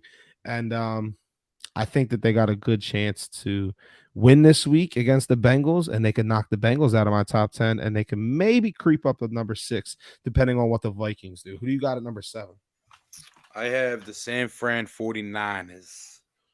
Okay. Watching them come back against the Chargers the way they did, then go in. I mean, I know Kyler didn't play, but absolutely slaughtering Colt McCoy and Arizona Cardinals. I know you're riding high on them. I do love the defense. And like I said earlier, they have 4 offense. Jimmy G just needs to play football. He just needs to not turn the ball over, just manage the game. And you have 4 players on that offense that can take over a game at any given time. All 4 of them can take over the same damn game. And if they all 4 were on taking over the game, that would be absolutely insane and scary. And the Niners are riding on a 2-game winning streak. And I hope they I'm sorry, a 4-game winning streak, or 3. I'm sorry, 3. I'm fucking all over the place. A 3-game winning streak, and they could make it 4, hosting the New Orleans Saints, who obviously every single Eagles fan in the tri-state area, let alone the country, want the Niners to win this game. Yeah, since the Niners put this team together in acquiring Christian McCaffrey, they won 3 in a row. The 3-1, the only loss being against the Chiefs, and that was his first game. They are They're my number 7 or my number 8 team. They're right behind Tennessee, and just as much as good as I talked about Tennessee, Tennessee can get might get jumped. The Niners, they don't have really what's killing them this weekend won't let them jump into my top 6 or 7 or ahead of Tennessee if both teams win is they're playing the Saints, and I expect them to win. To where the Titans are playing another AFC contender. The 49ers are playing a team that really should get beat, but they are exciting. Everything I've talked enough. I don't want to break too much into this team. I've talked about them a lot this season. I expect them in the next couple of weeks. They got the Saints. They got big fucking games coming up. The Saints game, they need to win. They just need to put their foot on their throat, bulldoze them, do whatever you got, beat the Saints because now you got the Dolphins next week, and then you got Brady and the Bucks, and then you got Geno and the Seahawks. You got the Commanders who are rolling. You got the Raiders who could be doing their late season. Oh, we want to finish with 7, 8, 9 wins. Let us go on a run. And then you got the Cardinals who you're probably going to smoke the shit out of regardless. But they have this game. This is just like the Dolphins. Both teams have they're going to face off next week, Dolphins and 49ers. That's going to be a hell of a game. I think I want to call dibs on that shit now. But they both have punch and bag games. Dolphins are going against the Texans, 49ers going against the Saints. Saints are a little bit less of a punch and bag because their defense is nasty, but they have a tough 2-game stretch after this, and it's either going to make them show us that they're for real. They beat the Dolphins and the Bucks. They are legit, or show us that they're fake, or they split it and we keep them right where they are and say, okay, they're a team that can beat good teams, but they can also lose the good teams. Who do you got at number 8? Number 8, I got the Baltimore Ravens. Okay. I'm still riding that 4-game win streak. The thing with the Baltimore Ravens are they need to start putting up points on offense. I mean, I know they put up 27 points against the Saints, but then they came back and had a snooze fest and put up 13 with a late touchdown by Lamar Jackson. So essentially, they put up a garbage time point. Their defense is playing, like you said, they're the number 1 team in takeaways in NFL. I knew their defensive line and their rushing attack defense is unreal. They're the best, the 3rd ranked in football, so they're top 5, top 3, obviously. But the thing with the Baltimore Ravens are, I do think they're going. I said earlier, I think they're going to lose to the Jaguars. So if they lose to the Jaguars, they're going to drop low on my list. But they still have 7 games. They still have 4 division games. They still have to play the Steelers, the Browns, the Steelers, and the Bengals. So they still have to play the Steelers twice. Okay. No matter what, like I said, the division games are tough.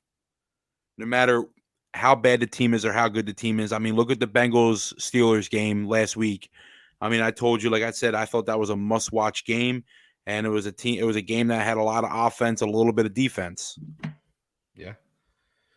So I think the Ravens are going to struggle this week. I wouldn't be surprised if they pull out a win. Obviously, they're the clear-cut better team, but I think the Jags coming off the bye week are just gonna play a little bit better, and they're going to pull out a win. But right now, the Ravens are going to sit at number 8 on my list. I got the Ravens at 9, and I don't have to touch too much into it because he did a pretty good job. Their defense is pretty good. Their offense is lacking weapons, but still performing. They're 7-3, so this is very. I mean, they could be right there with number 7. I could see them. They're very similar to Tennessee in my opinion. I just think Tennessee's a little stronger, but Baltimore, I got them at number 9. I want to keep them in the top 10 because their record and that quarterback that they got, that defense, they're just balling out. But yeah, they got to make some noise here over the last couple weeks to really solidify themselves. They're gonna win it. Well, no, the Bengals are on their ass. Who do you got at number 9? I got the Ravens. So who's your number 9 team? Tennessee Titans. Okay. I think the Tennessee Titans' next 2 games against this week Cincinnati and then coming into Philadelphia next week is going to be a very big test for Tennessee to see what they can do. I agree. And then they have a division game against the Jags. So, I mean, the next 3 games could be really tough for Tennessee. Then they play the Chargers, so the next 4 games. I play. I felt really good about the Tennessee game as an Eagles fan, up until maybe the last week or two, because Tennessee is a very, and that's going to be the way that the Eagles are, the way that they play. Um, and then there's the hype of AJ Brown versus the Titans. That's going to be a fucking dogfight. Like that's going to be a dogfight. You got this defensive line that they rebuilt, going up against Derrick Henry. You're going to have Jalen Hurts against their defense. You're going to have AJ Brown and his emotions. Are we um Yeah, we're in Philly. in Philly for that game? Okay, Yeah, so 1 o'clock. that's That's gonna. that's Rob's birthday. Oh yeah, yeah, yeah. Okay, so they're in Philly, so that's gonna help, and that crowd should be electric. So I don't know. A lot of it rides on my feelings for that game is gonna ride on how the Eagles do with the Packers. I don't think that they're locks to win the game, but we will be live for that game. So we'll get into that on that day. But number 10, I have Tom's favorite team, the Cincinnati Bengals, and this is purely out of respect to Tom Flynn because I feel like I easily could have had another team there, but the Bengals are looking good and they're able to continue doing it even with injuries, losing Jamar Chase. Now we're going to see if they can do it with Joe Mixon. Um, they're rebounding. They had a rough start to the season, and unlike the Rams, they were able to turn it around and kind of save their season. And now they're trending in the right way. They do break my top 10, and I think that they could. Listen, I'm not going to sleep on the Bengals once they're in the playoffs because I didn't think they had a chance last year, and they went and won the AFC. So I won't sleep on them. I got one eye open, one eye closed, but we'll see where they stay. I got them at number 10. Who do you have at 10? Cincinnati Bengals. All right, we're in agreement. Tell me why. You literally almost touched on everything other than uh Touched on it all, baby. offensive line is still the only tricky part. Which offensive line is going to show up? Are they going to show up to open up holes for the run game and let Joe Burrow get fucking killed back there? Or are they going to show up and actually block for Joe Burrow, who's the reason why they're even in any games? Joe Mixon is a honestly muddy. I actually am on the verge of agreeing with you only because T. Higgins is blowing up and Tyler Boyd is still a serviceable wide receiver. But then Jamar Chase just opens it up even more, even for the rushing attack. And Samaje Perine, I mean, I don't really think he's anything special running between the tackles. Mm-hmm. But I think the Cincinnati Bengals are going to put a stamp this weekend on the Tennessee Titans and pretty much tell Derek Gibson and the rest of the football world that they are back and only the Rams are having the Super Bowl hangover and the Bengals will still have a chance to make some noise in the postseason. All right. I like it. All right. That wraps up our top 10. And before we get into everyone's favorite segment, I want to put out my parlay of the week. I just punched it into FanDuel. And if you were to wager $10, you would win $103.20. Please bet responsibly. My parlay of the week is the Tennessee Titans plus 2.5. No, Tennessee Titans money line over the Cincinnati Bengals. I want the Las Vegas money line over the Seattle Seahawks, and I want the Denver Broncos minus 1.5. It's going to cover, and the odds on that are plus 1,032. And that is not the lock of the week. This is the lock of the week, the Tom Flynn lock of the week. Tom, what do we got? The second one. This is 2.0, 2 in 1 week. This player is going to go into this shitty state of Ohio. He's doing Jacoby Brissett's final game as a Cleveland Brown. And he's going to go in and just play Tom terrific football. They're going to excel. They're going to run the ball. Chris Godwin's going to have a game. Mike Evans going to have a game. They're just going to win big. The Tampa Bay Buccaneers are back. Tom Brady is back. The Tampa Bay Buccaneers minus 3.5. Lock of the week. The Tom Flynn lock of the week has the Tampa Bay Buccaneers beating the asses of the Cleveland Browns. Take them, lock it in, and for the second time this week, let Tom Flynn pay your mortgage. That was a great call. What was your lock of the week on Thursday, Tom? Tell the people again. Minnesota Vikings minus 2.5 over the New England Patriots. And what happened, Tom? What happened was Kirk Cousins prevailed. They had a great game. Justin Jefferson showed up. Adam Thielen showed up. And Hunter Henry dropped the ball. He dropped it. Anybody you want to blame Hunter. Blame Hunter. Jesse James from the Pittsburgh Steelers said blame Hunter. Yo, the Tom Flynn lock of the week is ready to go 2-0 this week. We gave you 2. 1 for Thanksgiving, 1 for Sunday, and Tom is back. I feel good about that one. I think the Bucs are on the road to victory in Tampa. All right, so we're not going to break down the Eagles game. We will do that Sunday as we're going to be live for that game. This was a good show, Tom. We were on here for a while. All right, catch us, throw us a like, a subscribe, everything that you can. We appreciate all the support. Tom, you got anything before we head out? Shout out to Josh Chambers and the Challenge Fandom Podcast. Appreciate you tuning in. I can't even talk. Holy shit.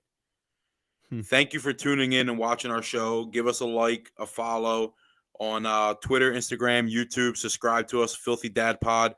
We appreciate your time, and go Birds. Go Birds. Yeah, Josh was in the YouTube, which that helps us with those numbers. But we did have a lot of action in the Facebook chats. We did get some action in the Facebook chats. So I want to thank everyone that tuned in there. Again, continue to follow, like, share, and subscribe so that we can keep doing this and we're having fun. Thank you, everybody, and have a great Friday night. We'll get with you guys on Sunday.